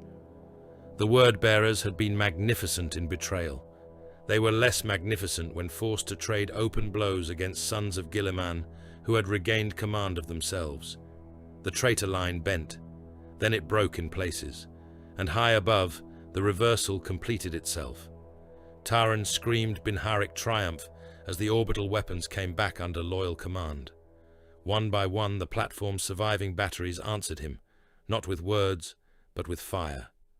Lance strikes ripped through traitor ships that had believed the station securely theirs. Macro cannon fire walked across red hulls in lines of incandescent ruin. Defense grids, once blind and dumb, spat death again with machine precision, and whole word-bearer formations on the surface vanished under redirected bombardment as the heavens themselves turned, hostile above them. On the platform, half dead and soaked in his own blood, Corpharon was dragged from the sanctum by his surviving faithful before Guilliman could finish him. The old serpent still lived, because evil often does, coughing gore, clutching the torn ruin of his chest, where one heart was gone and the other labored in panic. He was borne toward the extraction routes as the station died around him. Infidus Imperator, one of his bodyguards, voxed in desperation. "Withdraw to the flagship." Guilliman heard it. He stood amid dead traitors and the burning remains of profaned machinery, blood running from his gauntlet in black-red sheets where Corpharon's heart had burst. His eyes tracked the escape vector across the command displays Thiel's men had not yet destroyed. "Pursuit," the Primarch said, not shouted, not embellished. The word fell like judgment. Outside the shattered viewports of the platform, Loyalist fire tore through the void and Calth, burned beneath a poisoned sky, but for the first time since the day of treachery began, the sons of Ultramar had done more than refuse death. They had seized the throat of the battle and squeezed. The Viridian sun did not die in glory. It did not flower into the instant majesty of a nova and wash Calth clean in one merciful annihilation. There was no single blinding absolution, no one vast funeral pyre from which none might crawl away half-burned and screaming. The sons of Ultramar, by blood, iron, and impossible will, had denied the traitors that final satisfaction. They had broken part of the ritual. They had clawed back systems, weapons, stations, and moments that should have belonged entirely to Lorgar's spawn. But victory and salvation were not the same thing. The star sickened. In the void, among the burning carcasses of fleet elements and the drifting wrecks of murder ships, Augur adepts and Mechanicum savants watched the spectral readings turn wrong by degrees so hideous that even the machine-minded recoiled. The star's light changed first, not in hue alone, though that too came, a slow corruption of brilliance into something harsher, thinner, more venomous. Its emissions altered at the source, its flux staggered. Radiation levels rose in impossible tides. The poisoned work of the word-bearers and their rites did not simply threaten the Viridian sun. It had entered it, tainted it, made of it a weapon vast enough to kill a world slowly and with exquisite cruelty. Across Calth, the sky became the executioner. Men on the surface learned it with their flesh. At first, it was no more than heat beyond season, a pressure in the light, an ugliness in the noon glare that made the eyes water behind lenses. Then skin began to redden where armor seals were cracked or sleeves burned through. Exposed flesh blistered within minutes. Mortals working evacuation fields clawed at their faces as the light peeled skin from cheek and brow in wet strips. One army trooper, stripped of his helm by a falling spar and too slow to find cover, made it 3 paces before his scalp bubbled and ran down the side of his neck. He died kneeling, hands buried in the ruin of his own face, while the Medici servitor sent to retrieve him locked in place with its optics burned white by the same murderous radiance. The air itself was changing. Calth's atmosphere, already bruised by impact storms, refinery fires, and orbital ruin, thickened with poison. Sunlight no longer warmed. It flayed. The upper winds carried tainted dust, metallic ash, and invisible death. Cities that had survived the bombardment became open abattoirs where every broad avenue and plaza lay naked beneath a star that now wanted men dead. White civic stone reflected the light back upward in killing brilliance. Transit lines became heat pipes, roofs scorched, hab glass blackened and cracked. In the open districts of Numinous, corpses lay in such numbers that the smell of roasted flesh joined, smoke and promethium on the wind. The world had ceased to be a battlefield in the old sense. It was now a place being murdered from above and below at once. On the command deck of the Macragge's Honor, Robert Gilliman listened to the numbers and understood exactly how little remained to him. Every surviving transport hull was counted, every launch bay, every lander cradle, every functional shuttle, every assault boat that could be stripped of munitions and turned to evacuation duty, every deck still capable of taking on living cargo rather than bodies. It was not enough. Nothing like enough. The figures ran in their cold columns before him. Men saved per lift. Time before radiation thresholds made wide surface recovery untenable. Lift capacity against surface population pockets. Fleet survivability against continued void pursuit. Mechanical losses. Escort limitations. Atmospheric burn risk. Triage categories. Astartes. Auxilia. Army. Mechanicum. Command personnel. Wounded. Critical machine assets. Food. Medici stock. Filtration systems. Ammunition reserves. Sacred data archives. Every choice that could be made. Every choice that would damn 10 more for each one it preserved. Marius Gage stood near the primary display, one hand braced against the rail, as if even now his body sought permission to collapse and his discipline denied it. "We can strip non-essential void crews," he said. "Take the ratings from crippled hulls, convert more interior compartments, force a higher living density in the transport decks." "We will," Gilliman said. "We can abandon wounded beyond treatment." "We will not." Gage dipped his head once. Not apology. He had known the answer before asking. Such questions still had to be spoken, if only so that the burden of refusing them was shared and entered into memory honestly. "The broadest possible evacuation," Gilliman said. No preference by prestige, no special extraction of command households or civic dignitaries. Lift whoever can be lifted. Prioritize functioning military units where necessary for immediate survival, but not at the expense of entire masses of helpless civilians where transport is available. We save what we can. What we can, Gage repeated. He did not say what both men knew, that what they could save would still leave the overwhelming majority to die or to remain. That order on such a scale was now more aspiration than fact, that even a Primarch commanding the remnants of a legion could not conjure ships from ash and corpses. Gilliman looked down at Calth, turning slowly beneath the viewport. It is not enough, he said. No, said Gage, it is not. On the surface, Ventanus received the order and translated it instantly into something less noble and more necessary. Retreat, not rout, not collapse, not flight in the panicked mortal sense. A withdrawal measured in routes, timings, loads, escort strength, demolition points, ration, weight, water stock, filter integrity, and tunnel mouth security. Calth possessed depths enough to hide its wounds from the heavens, vast cavern systems, buried transit spines, geothermic galleries, industrial catacombs, undercity service vaults, and natural chambers mapped, fortified and expanded over centuries until parts of the underground were cities in their own right. They had once existed as strategic redundancy, shelter, storage, infrastructure. Now they would become the only skin left on Calth that did not burn beneath the poisoned day. Ventanus stood atop the shattered western stair of Leptius Numinus and looked out over the flowing retreat. It was not orderly in the parade sense. No force on Calth could claim that anymore.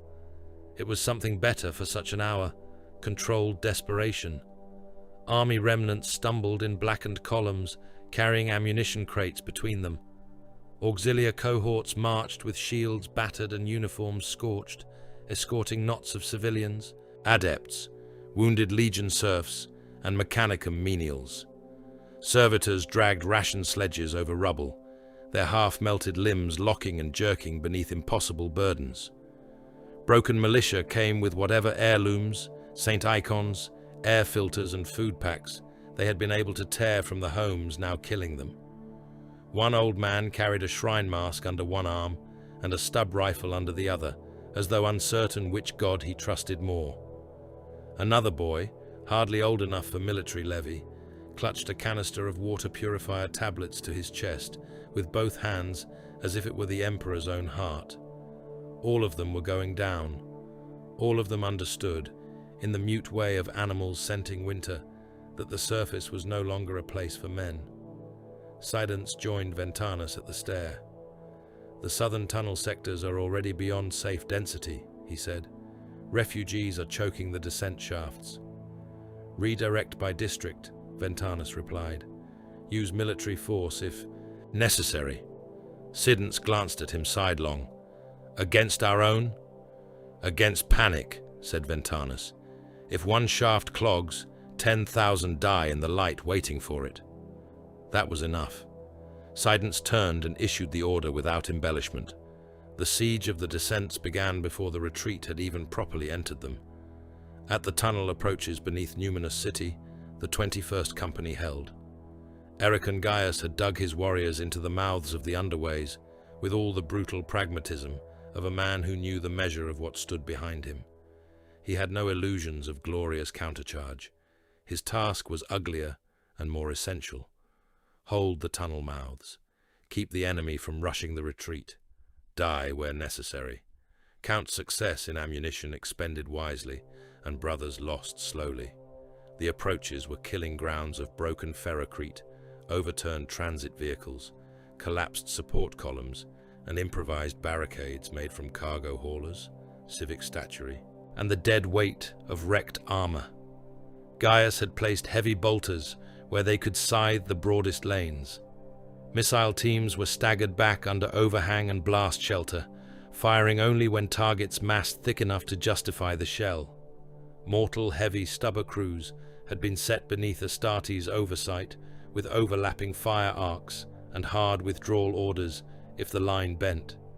Every meter before the tunnel mouths had been turned into attacks of blood. The word-bearers came anyway. Not in the careless swarms of the damned militia alone, though those came too, shrieking names that should never have been named by human tongues. The surviving traitor Astartes pursued the retreat with the cold hunger of hunters who knew their prey had nowhere else to go. Calth was no longer an engagement. It had become pursuit. The battle line was dead. What remained was the long kill. From his position behind a shattered mag railcar, Gaius fired, reloaded, fired again. Ammunition. Dead. Brothers. Distance yielded. That was how he now measured time. A word-bearer charging through the smoke took a mass reactive round through the lower chest and blew open like a ruptured cistern, spilling ribs and black blood over the bodies underfoot. Two cultists, trying to drag a heavy weapon into place, vanished under the burst of a belt-fed emplacement. A missile screamed overhead from Gaius's rear line and struck a traitor rhino just as it nosed into the avenue, detonating the transport in a fountain of armor shards and flaming fuel. Men burned inside the wreck and crawled from the hatch openings, only to be cut apart by bolter fire before they had fully emerged. Brother Lethan, 5 paces to Gaius's right, lost his helm, his face and the back of his skull to a lucky enemy shot and dropped without sound. Gaius kicked the body flat to clear the firing lane, took the dead warrior's fresh magazine without ceremony and fed it into his own weapon. No prayers, no speeches. Hold. Below those same streets, deeper in the underways where the retreat had become a press of frightened flesh and heavy boots on iron ramps, another war cut across the greater one. Nathaniel Garrow moved through the cavern roads like a blade hidden in the folds of a funeral robe. He wore the war plate of a son of Mortarion, but his purpose no longer belonged to the dead loyalties of the old legions. Beside him strode Tylos Rubio, helm under one arm, his face pale and hard in the failing lumen glow. Around them the tunnels heaved with humanity. Refugees pressed against the walls to let the two warriors pass. Army men made the sign of the Aquila and looked away. Mechanicum adepts watched with expressionless augmetic optics, as though trying to catalogue a pattern too dangerous to understand. Garrow's errand did not belong to the broad war, and yet it lived within it. That was the nature of the age now descending. One betrayal nested inside another. One hidden purpose crossed through, another like blades in a dark room. Rubio's voice was low. The signal came again. Garrow kept walking. Direction? Deeper, west of the transit cisterns. A psyker. Rubio's mouth tightened, or something wearing the remains of one. The old prohibitions of Nicaea had not saved the Imperium. The new necessities would not be clean either. Beneath Calth, while the world above died in poisoned light, Garrow and Rubio moved toward a convergence of warp taint, secrecy and duty that would matter not merely to those trapped below, but to whatever future of the Imperium might yet survive the heresy. Behind them came chosen men, silent and grim, following orders they were wise enough not to ask explained. At one tunnel fork, they paused as a tide of refugees poured across their path. Men carrying ration sacks, children half blind from smoke, Mechanicum survivors pushing carts loaded with filtration units and sacred cogitator cores, army medics hauling the wounded on door slabs and improvised stretchers, a priest with a scorched icon cradled to his chest, chanting through split lips, a militiaman carrying nothing but a handful of ammunition and the hand of his dead father, which he seemed unwilling or unable to let fall. Rubio watched them pass. "This is what remains," he said. Garrow's reply was iron. "Then it will have to be enough." Above them, in the void, Gilliman pursued. The second front of Calth no longer resembled the ordered fleet war with which the day had begun. It was violent, glorious, and reduced, a contest fought by the remnants of proud ships cut to partial crews and driven beyond fatigue. Blue and white hulls, blackened by fire and gouged by lance scars, ran after the retreating traitors through wreck fields and drifting corpses of stations. The Infidus Imperator and the surviving word-bearers elements fought as cornered predators, turning broadside as they withdrew, hurling torpedoes through debris, clouds using burning loyalist carcasses as shields where they could. Marius Gage matched them, shell for shell, vector for vector, driving what remained of the Ultramarines fleet with a precision so cold it bordered on cruelty. But even in victory's partial shadow, there was no salvation. Every ship committed to pursuit was a ship not lifting more souls from Calth. Every transport overloaded with evacuees was a hull less able to outrun new catastrophe. Every decision split life from duty and duty from grief. Guilliman knew it. So did Gage. So did every captain still alive enough to pretend command meant control. Down in the caverns, the realization came slower. At first, the men going below believed what men always believe in the first hours of a retreat: that this was temporary, that the surface would be retaken, that the sky would clear, that the poisoned sun might be corrected by those above, that the fleet would win and come back in force, that they would sleep once or twice under stone, then emerge to battle, repair, reclaim. Then the scales of the cavern cities revealed themselves. Calth's underworld stretched on and on, a second realm beneath the first.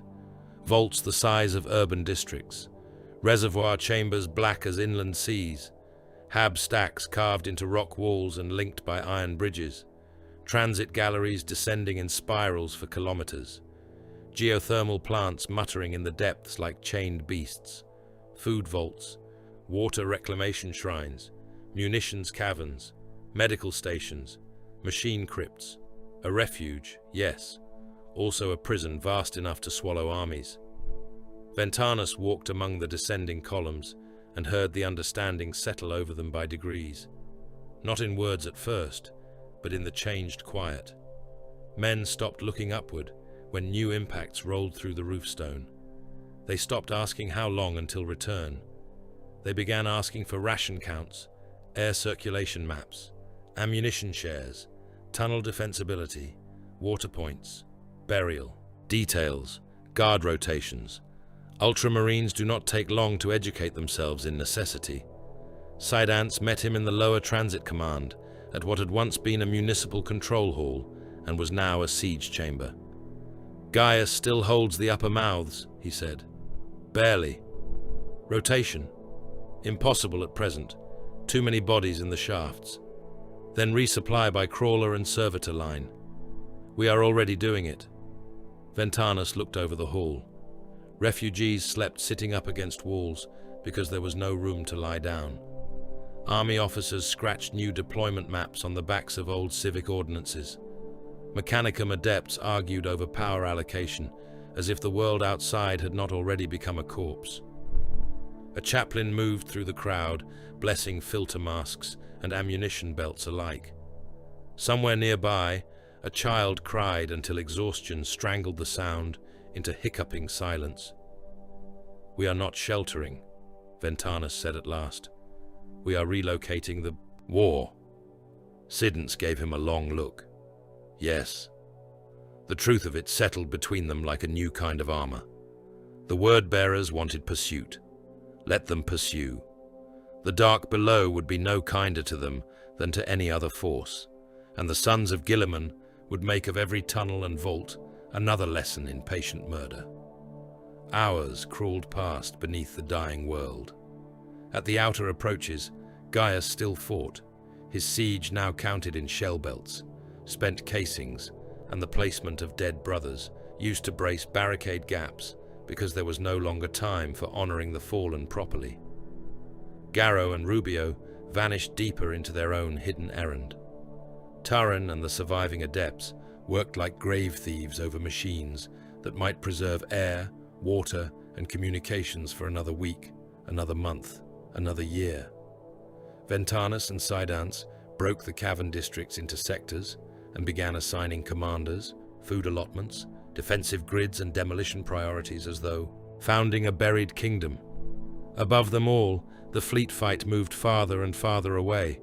The Vox carried fragments of it, reports distorted by range and damage, kill confirmations, pursuit vectors, names of ships dying far above the stone.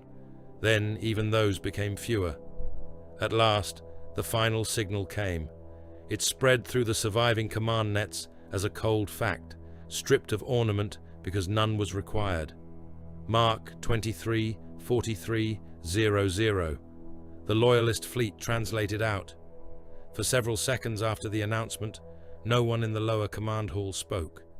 The machine hum seemed suddenly louder, the coughs of the wounded, the creak of overloaded tunnel supports, the faraway mutter of guns from the upper approaches, where Gaius still held the mouths against the descending hunt. Then the silence broke, not with panic, but with the small, hard noises of men understanding. They were alone, not abandoned in dishonor, not forgotten, but alone all the same. Calth had become a tomb, a world flayed by its own star, a grave honeycombed with caverns and tunnel roads and hidden reservoirs, a fortress turned inside out. Ventanus rose from the command dais and looked over the men who remained. No speech would make it less true. No comfort would make it lighter. "We hold from within," he said. And because there was nothing else left for loyal men to do, Calth's buried survivors began the long war inside their own tomb. Erebus had never come to Calth for victory in the soldier's sense. He had known from the first sealed order, from the first false briefing, from the first smiling exchange between blue-armored hosts and crimson-armored guests, that triumph here would not be measured in secured ground, slain captains, captured guns, or broken fleet tonnage. Those were mortal calculations, useful, necessary, often satisfying, but mortal all the same. Men like Corfaron still thought in such terms, even when they pretended otherwise. They spoke of humiliation, of vengeance, of hurting Guilliman where he was proudest, of dragging Ultramar through blood so the 13th might choke on its own vaunted discipline. These things mattered. They had their place. But they were instruments, not ends. The truth was larger. Calth was an altar built of cities, fleets, legions, and a world's full population. Its blood price had always been the point. The dead in orbit, the dead in the avenues, the dead in the mustering zones, the dead screaming as poisoned sunlight boiled them within their own skin, the dead dragged into caves, the dead butchered in the tunnels, the dead not yet aware that they were already sacrificial meat in a design greater than any battle plan. All of it fed the right.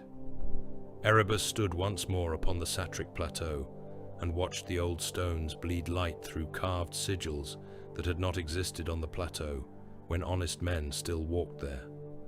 The air around him was no longer air in any sane human sense. It was pressure, taste, intention. The dust had ceased falling in natural patterns. It spiraled inward toward the circle at his feet, as though the world itself were exhaling toward the wound he had opened in it. Around him, the hidden worshippers who yet lived bowed low, their robes snapping in a wind that came from nowhere Calth's atmosphere could account for. Blood pooled in channels, cut through the ancient rock, running against the natural slope. It should have dried. It did not. It steamed instead, dark and rich, filling the plateau with a copper stench so thick that mortal lungs struggled to draw breath in its presence. Above the plateau, the corrupted sky burned. Below it, beneath leagues of stone, the living and dying crowded into the world's underflesh. Perfect, Erebus thought. Not enough, but perfect. He raised his Crozius, and the chanting deepened.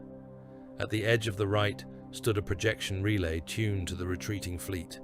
It whispered with static and half-broken image, enough to show the crimson shape of the infidus Imperator under damage, enough to resolve Corfaron's face when the signal sharpened. He looked less human than he had before. Pallid, blood-mouthed, one side of his chest swathed in augmetic support braces and emergency sealants, where Guilliman had cored him open and torn out his heart like a butcher reaching into a carcass. His expression, however, had lost none of its venom. "You promised me his death," Corferan snarled. Erebus did not stop chanting. He merely altered the cadence of the words, let his acolytes bear the weight for several breaths, and then answered with his maddening calm. "I promised you an opportunity. You promised me Guilliman broken. I promised you Calth." Corferan's ruined mouth twisted. "And I have it, in part, at cost. There is always cost. I did not ask for philosophy." The old man leaned closer to the relay, eyes glittering with wounded spite. "I asked whether the offering was worth the blood of the 17th scattered across surface and void. There it was. Not grief, never grief. Calculation with teeth."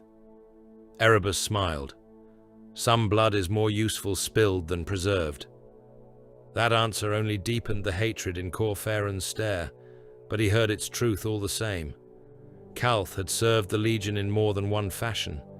It had bloodied the 13th, yes. Delayed Guilliman, yes. Poisoned a star and split an empire by ritual, yes. But it had also thinned the 17th of men too eager for straightforward slaughter, too slavish to older humiliations, too burdened by blind anger to become the sharper instrument required in the wars to come. Whole companies had died believing they were avenging Monarchia, when in fact they had been spent like cartridges. Corferan's voice dropped lower, more dangerous for its quiet. "You have culled my legion." "No," said Erebus softly. "I have refined it." There was a long silence between them. The wind on the plateau rose. Below the projection relay, the carved channels overflowed with bloodlight. "You are always refining someone else's strength," Corferan said at last. "And you are always mistaking possession for mastery," Erebus replied. That might have become another quarrel in a legion made of quarrels, but the right had ripened. The plateau shook, not from bombardment, not from impacts rolling through bedrock, but from something larger leaning against reality from the other side. Erebus turned from the relay without formal dismissal. The slight was deliberate. Corferan was left fuming in the crackling image as the first chaplain lifted both arms and spoke the final names. The rent opened. No crack of lightning marked it. No simple split in the air. The world thinned. That was the nearest honest term. The fabric between realms, strained by sacrifice, warp pollution, and the deliberate shaping of horror, grew, translucent and then inadequate. The night beyond showed through at noon. It was not the night of stars. It was the infinite bruise behind existence, the sea in which demons swam and gods dreamed murder. Hands reached through first, not human hands. Talons of black glass, clawed limbs made of red mist and knotted sinew, horned heads pressing through a membrane that stretched with obscene reluctance before bursting wetly across the stone. The host Erebus had called came clawing into Calth's light, as if born from the wound in the world. Some crawled, some flew, some were only half-formed until the blood on the plateau touched them and made them whole. Around him, his surviving acolytes wept, laughed, screamed praises, died of the strain, or were simply devoured where they knelt. Erebus stood among them untouched. He looked upward through the widening rent and saw more than demons. He saw the shape of consequence, storm systems blooming in the warp like infected lungs, currents twisting, passageways between stars clotting shut under tides of unreality. A vast weather of damnation, gathering force from slaughter not only on Calth, but from all the synchronized betrayals, all the ritual murders, all the planned obscenities feeding one another across the breadth of the heresy. The storm would have 1,000 names in later years, but its truth was simple enough in that instant. The Imperium had been cut. What was birthed at Calth would help wall terror away from loyal strength. It would tangle routes, drown navigation, isolate empires from one another, and turn distance into doom. Guilliman had not merely been betrayed and bloodied. He had been delayed with purpose, trapped with purpose. The 13th had been lured to a killing ground, so that even in surviving it, it would arrive too late to matter where Horus most feared it. Erebus laughed then, because laughter was the only mortal sound small enough to fit what he felt. Behind him, the demonic host poured into reality in greater numbers, and with his work complete, he stepped backward into the wound he had made, vanishing into the rent as though passing through a curtain of blood and shadow. The plateau remained, the sigils remained, the dead remained, but Erebus was gone, and Calth would never be rid of what he had done to it. In the underworld of the planet, where there was no sky to see, and yet the consequences still arrived, Remus Ventanus looked at the latest supply board and condemned 3,000 men with a grease pencil. Not openly, not by word. He did not write death sentences in the human style. He was an ultramarine captain, not a jailer of old terror, but the effect was the same. Air recycling in the lower west caverns had degraded beyond safe civilian density. Water yields from 2 reclamation nodes had fallen. One of the fungus farms in the geothermic galleries had failed under contamination. The undercity districts could hold everyone for a short time, or some people for a long time. They could not hold all forever. So Ventanus redrew the habitation assignments. Priority to defensible sectors. Priority to Medicaid zones that could still sustain the wounded. Priority to munitions access. Priority to trained personnel who could fight, repair, filter, ration, drill, carry, or command. Behind those priorities lived another truth. Some groups would remain nearer the upper galleries, nearer the poisoned reaches, nearer the tunnel mouths, where the enemy pressed and the air cycled worst. Some would get the stronger seals, the cleaner cisterns, the better chance of seeing another month. Some would be left in harder places because there was no gentler arrangement to be made. Sidance watched him make the changes. "You could let the quartermasters carry this decision," Sidance said. "No," Ventanus answered. "You do not need every resentment aimed at you." "I do." Sidance understood at once. Resentment distributed became chaos. Resentment fixed upon one commander could at least be borne, catalogued, endured. The hall around them throbbed with the life of the buried survivors. Refugees sleeping shoulder to shoulder on stone. Army remnants drilling with stripped-down discipline beneath broken civic mosaics. Mechanicum survivors rebuilding power relays from scavenged cables and saint's luck. Militiamen standing sentry with hands still shaking from the losses above. Women were absent, as they had been by the imposed shape of this tale, save where law elsewhere might force them into memory. And so the Cavern Kingdom became a suffocating fraternity of soldiers, workers, adepts, priests, sons and old men, bound by necessity more than hope. Ventanus finished marking the board and passed it to the quartermaster staff. Implement without amendment. One of the human officers took the slate, looked at the new distributions, and paled. "Captain, some of the upper Hab sectors will endure what they must," Ventanus said. "Move them." There was no room for softness in his tone, because softness was how bad orders invited hesitation, and hesitation became crowd panic. This was the burden that would later cause men to call him the savior of Calth.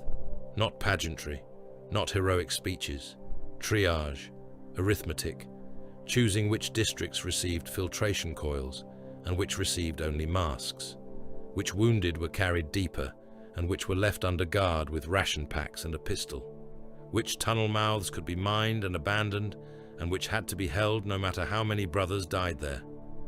Above the new burial pits, men cursed his name in whispers. Later, they would bless it. Both would be true.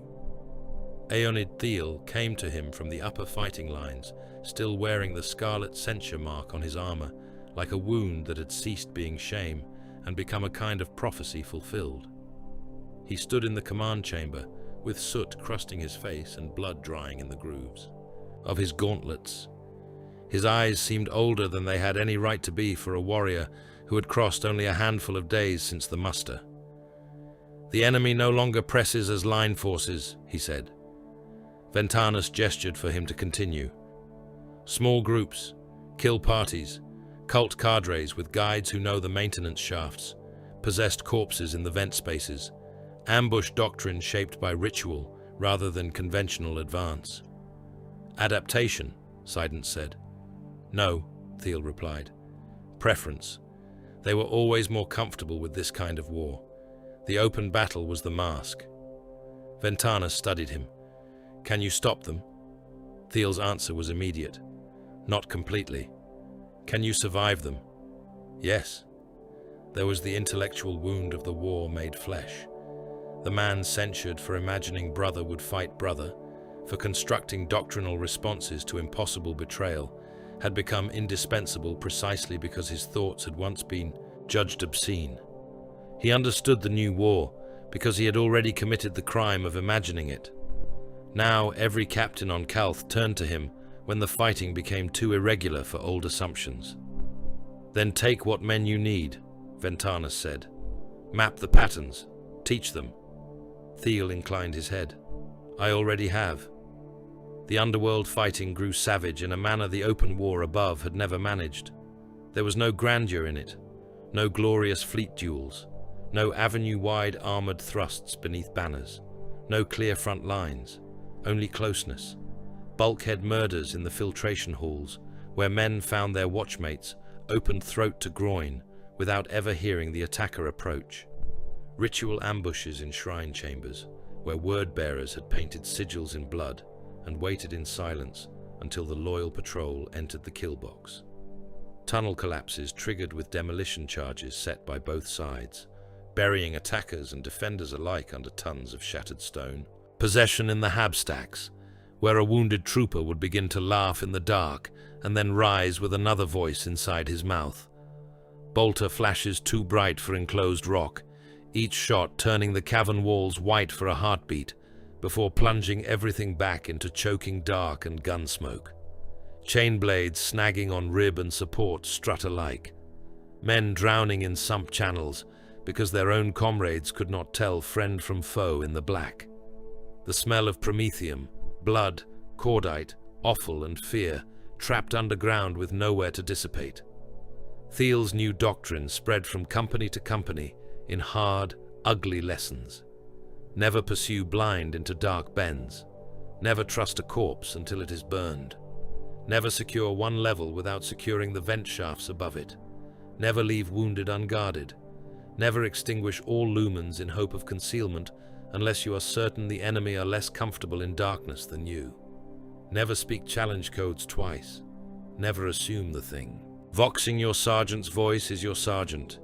He built kill teams from survivors who learned fast and trusted little. Some were Ultramarines. Some were auxilia veterans no longer given to panic. A few were Mechanicum Scitari, who moved like silent blades through maintenance ducts and service shafts too narrow for Astartes' plate. They hunted not for glory, but for interruption. Break the ritual circle before it finished. Collapse the murder chamber before the traitors finished placing charges. Burn the possessed before possession spread. Kill the guide before the raiding party found the refugees. At one junction beneath the eastern cisterns, Thiel's team arrived in time to find a word-bearer's cadre hanging loyal army prisoners from pipework by butcher's hooks driven through the shoulders. The captives were still alive, their blood draining into a sigil being traced on the deck by a chaplain of the 17th, while two crimson-armored legionaries stood guard. No speeches were exchanged. Thiel put a bolt through one guard's eye lens, split the other from collar to hip with a power blade, and drove straight through the chaplain before the rite could complete. His men cut the prisoners down. Two were already dead. One had gone mad. Another clutched Thiel's arm and kept repeating the same words until the captain assigned to the rescue detail finally pulled him away. "Is it daytime still?" Thiel had no answer worth giving. Far from him, deeper west, Garrow and Rubio crossed paths with the same larger corruption without ever quite entering the main chain of command. Their hidden mission threaded through Calth's tomb like a second blade behind the first. They found psychers half feral from suppression and warp bleed. They found cult cells beneath refugee blankets. They found one chamber where a dozen men had knelt in perfect silence around a child whose eyes glowed with a light not born under any natural sun. These things belonged to the future as much as to Calth, to the Imperium that might survive, and the tools it would need to survive it. Garrow understood that. Rubio, more and more, did as well. On the surviving fleet channels, the truth of the greater trap finally took form in words men could not deny. Navigation routes to Terra had collapsed into madness. Astropathic clarity failed across broad sectors. Warp translation predictions that should have been difficult became impossible. Storm fronts of unreality spread in tides and walls where no sane Voidmaster would dare attempt passage. What had happened at Calth was not local. The poisoned star, the sacrifice, the ritual architecture of slaughter, the warp breach on the plateau, all of it had contributed to something large enough to alter the map of the war entire. Gilliman read the reports in grim silence aboard the Macragger's Honor and felt the shape of the insult beneath the bloodletting. They had not been attacked simply because Lorgar hated him. They had been used as delay, as lock, as bar against the road to Terra. Gage stood beside him as the new projections flickered over the strategium. "The routes are closed," Gage said. "For now," Gilliman replied. "For long enough." That was the truth. Neither man softened. Gilliman's jaw tightened. "Then they have achieved more than massacre." "They intended more than massacre," said Gage. For a few breaths, the Primarch said nothing. His gaze remained fixed on the red-black storms gathering across the charts, like veins spreading through living tissue. At last he spoke, and his voice carried that cold anger which his sons feared more than a roar. "Then this was not a battle, it was surgery." Gage did not disagree. The knife had entered exactly where the War Master's cause required. The 13th was cut away from Terra. Ultramar was thrown inward upon itself. Loyal strength was isolated by distance transformed into impossibility. Even their survival had been budgeted into the enemy design, so long as that survival remained trapped behind warp walls. On the Infidus Imperator, Cor Pharon heard much the same from damaged auger and astropathic fragments, and hated Erebus a little more for having been right. "He bleeds us to strengthen his own mysteries," he muttered to the captain of his surviving guard. The officer said nothing. To answer would have been unsafe. Cor Pharon leaned back against the Medici throne, while augmetic chirurgeons fed him blood and pain inhibitors through needle bundles. "He thinks in storms and gods and hidden roads. I think in legions, cities, men. He calls mine expendable and names it refinement." Still, the officer remained silent. Cor Pharon's dead heart, preserved in a stasis vessel nearby, as if awaiting some future blasphemous use, floated in crimson fluid like an accusation. "I will remember it," he said. Of course he would. The 17th Legion fed itself on remembered injuries as lesser creatures fed on grain. That, too, was part of why Calth would never truly end. Below the poisoned world, the survivors learned the same lesson by harder means.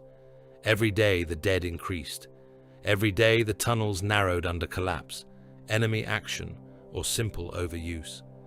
Every day Ventanus made another distribution that saved one district and doomed another to harsher rationing. Every day Thiel's hunters returned with fewer men and uglier knowledge. Every day more of the surface had to be abandoned as the light worsened and the upper shafts turned into chimneys of radioactive death. And yet the war did not stop. It changed shape and endured. One army lieutenant began marking each fresh attack on the wall of a tunnel command post. One line for every enemy breach, one line for every collapse, one line for every possession, one line for every major ration cut, one line for every company report of dead. At first, it was mere habit, a mortal's attempt to keep time in a place where there was no true day. Then the marks multiplied until the wall resembled a prison ledger written by a madman. When Ventanus saw it, he did not order it scrubbed away. Later still, the phrase spread through the caverns in different mouths and meanings. The mark of Calth. Some said it meant the hour of betrayal. Some said it meant the poisoned scar left upon every survivor.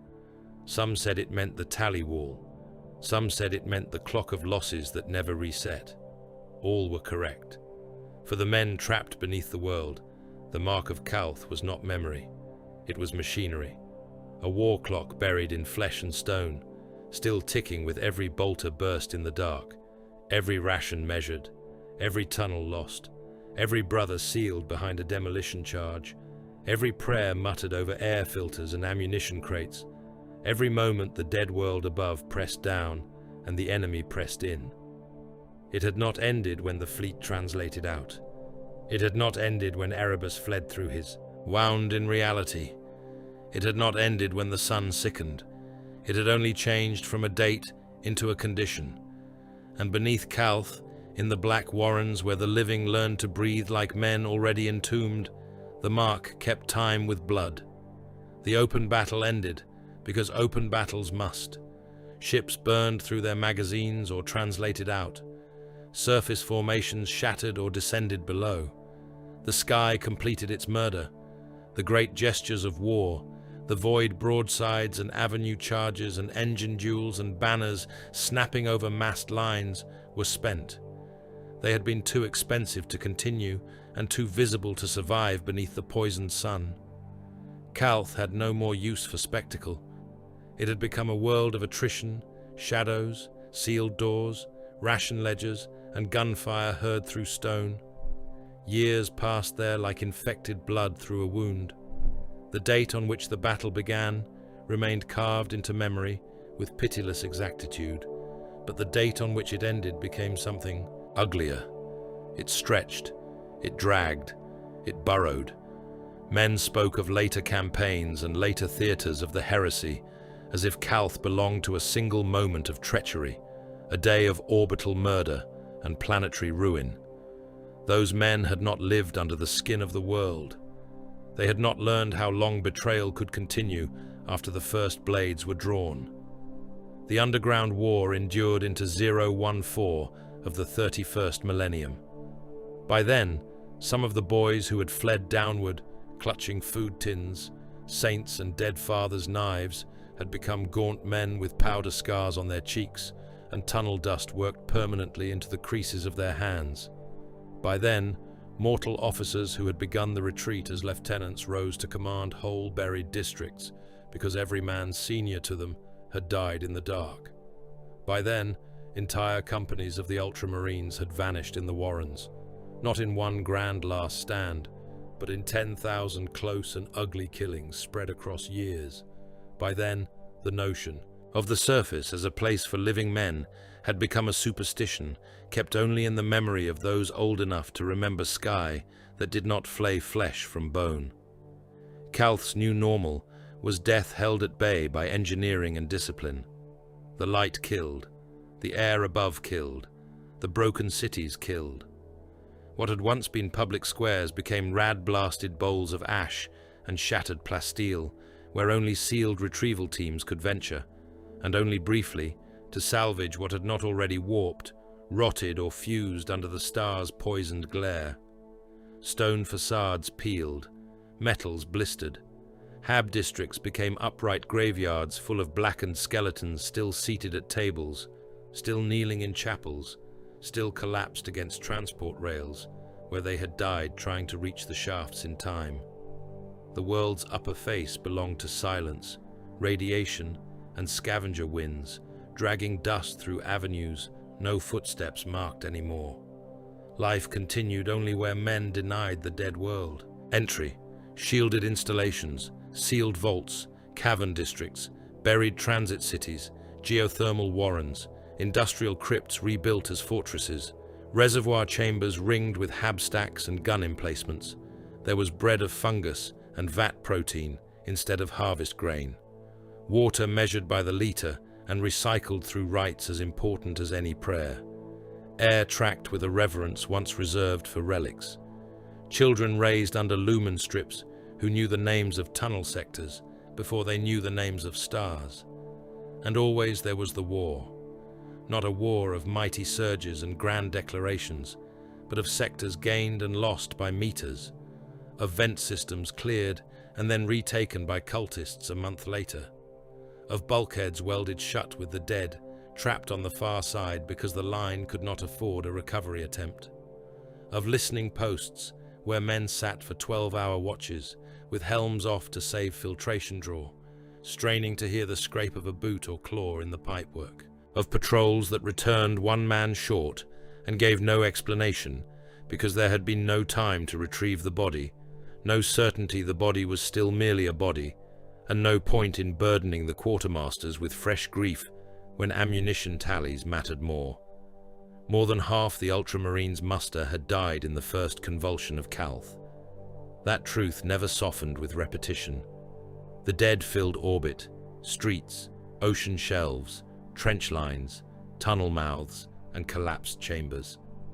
The dead included captains of old honor, line brothers whose names no remembrancer would ever write down, serfs who had spent lifetimes tending the war plate of men who died in seconds, army battalions butchered while still trying to rally to Allied banners, auxiliar shield walls cut apart at handshake distance, Mechanicum adepts turned to ash in their own sanctums, and refugees who survived the sky only to starve, sicken, or be murdered beneath the rock. Then more died below, not because the first losses had been insufficient, but because that is what the war under Calth was built to do. It ground men down into percentages, and then into names, and then into ration adjustments. It was possible to survive there for years. It was not possible to survive unchanged. And yet the word-bearers failed.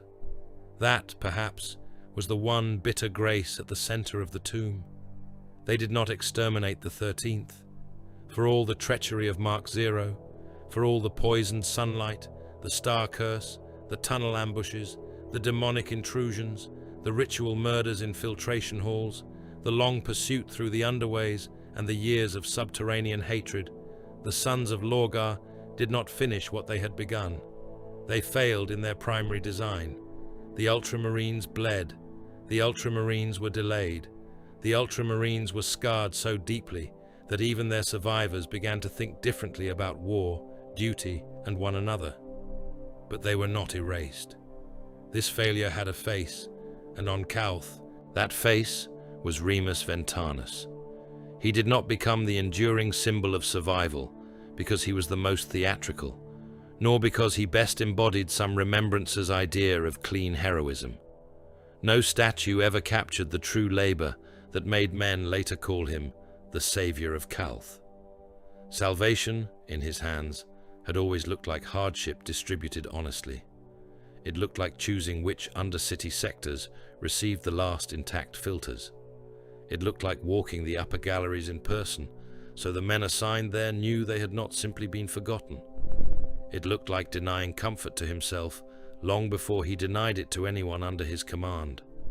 It looked like hearing rage, curses, and the choked grief of those whose families had been left in doomed districts, and still signing the orders that kept the larger whole alive.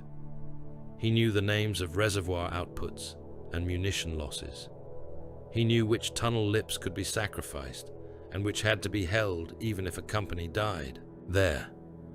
He knew which wounded were to be sent deeper and which were to be armed and left close to the line because they still had killing left in them, even if they had no hope of surviving surgery. He knew the shame of arithmetic performed on human life and carried it anyway. Years later, when other wars demanded other formulas, that discipline would matter beyond Calth. Men who had seen Ventanus command a buried civilization under siege did not forget what such command required. Robert Guilliman did not forget it either. When the age shifted and the old legionary order began to tighten into newer forms, when the wounds of the heresy demanded not merely endurance but codification, counsel like Ventanus's had weight. He had seen what happened when scale, doctrine, and command all failed at once. He had seen what kinds of structures still held. Such experience does not write books by itself, but it shapes the hand that does. So the seed of later order drew some of its bitterness from Calth, not solely from Calth, never solely from one wound in an empire flayed by civil war, but from Calth enough. Aeonid Thiel endured in another manner. The red mark of censure that had once branded him as suspect became, in memory, something harsher and more illuminating.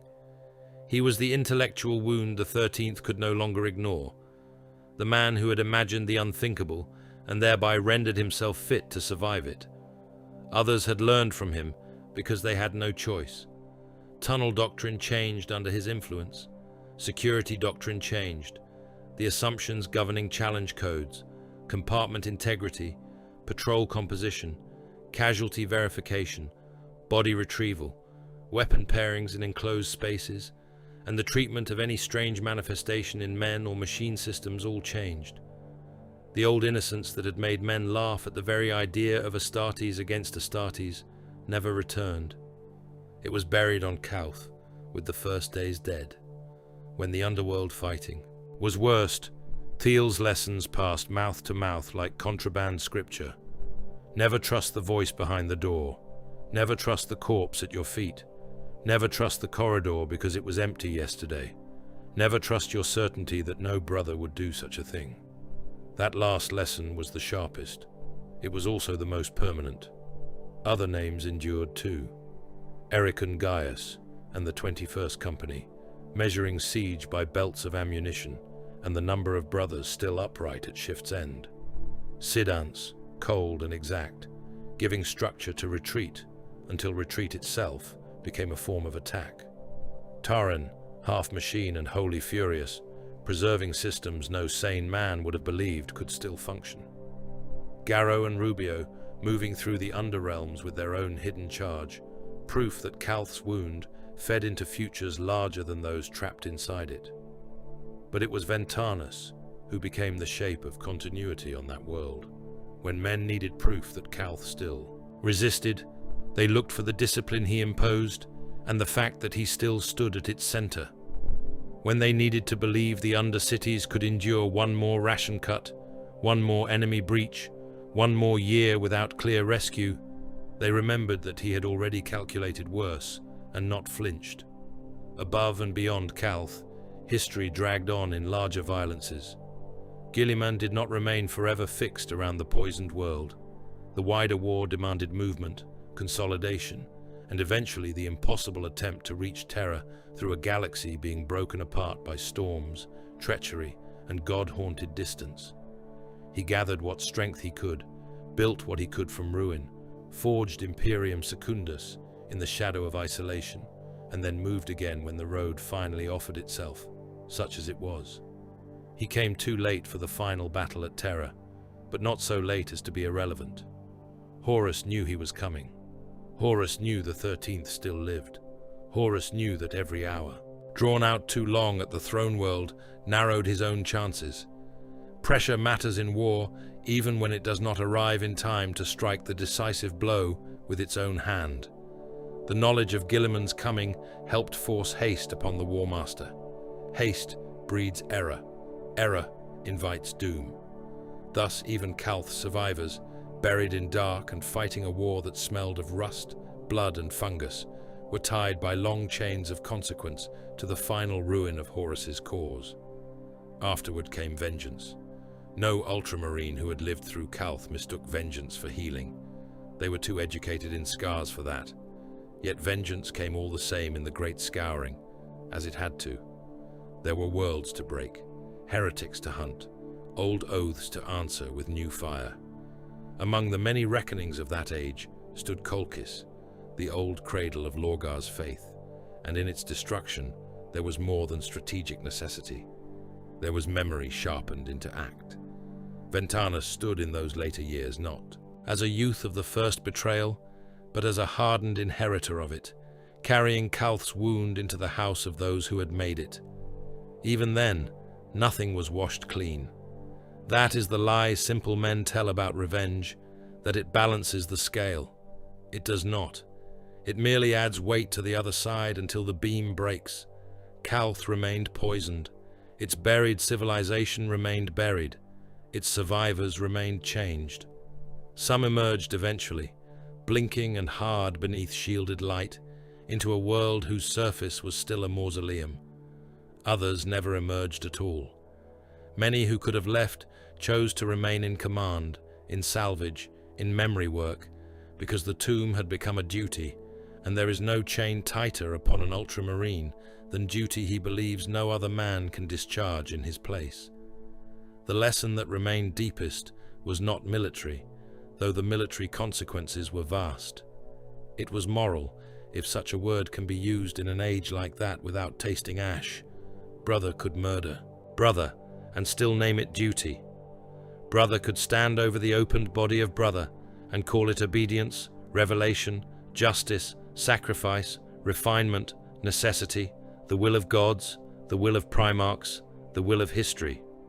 Every loyal survivor of Calth learned this truth in one way or another. Some learned it by seeing the first bolter raised at handshake distance.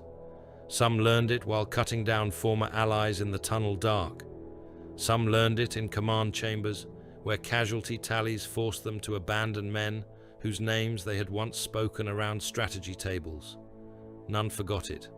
That was the scar tissue, not glory, not triumph, knowledge that trust can die and still leave the body moving.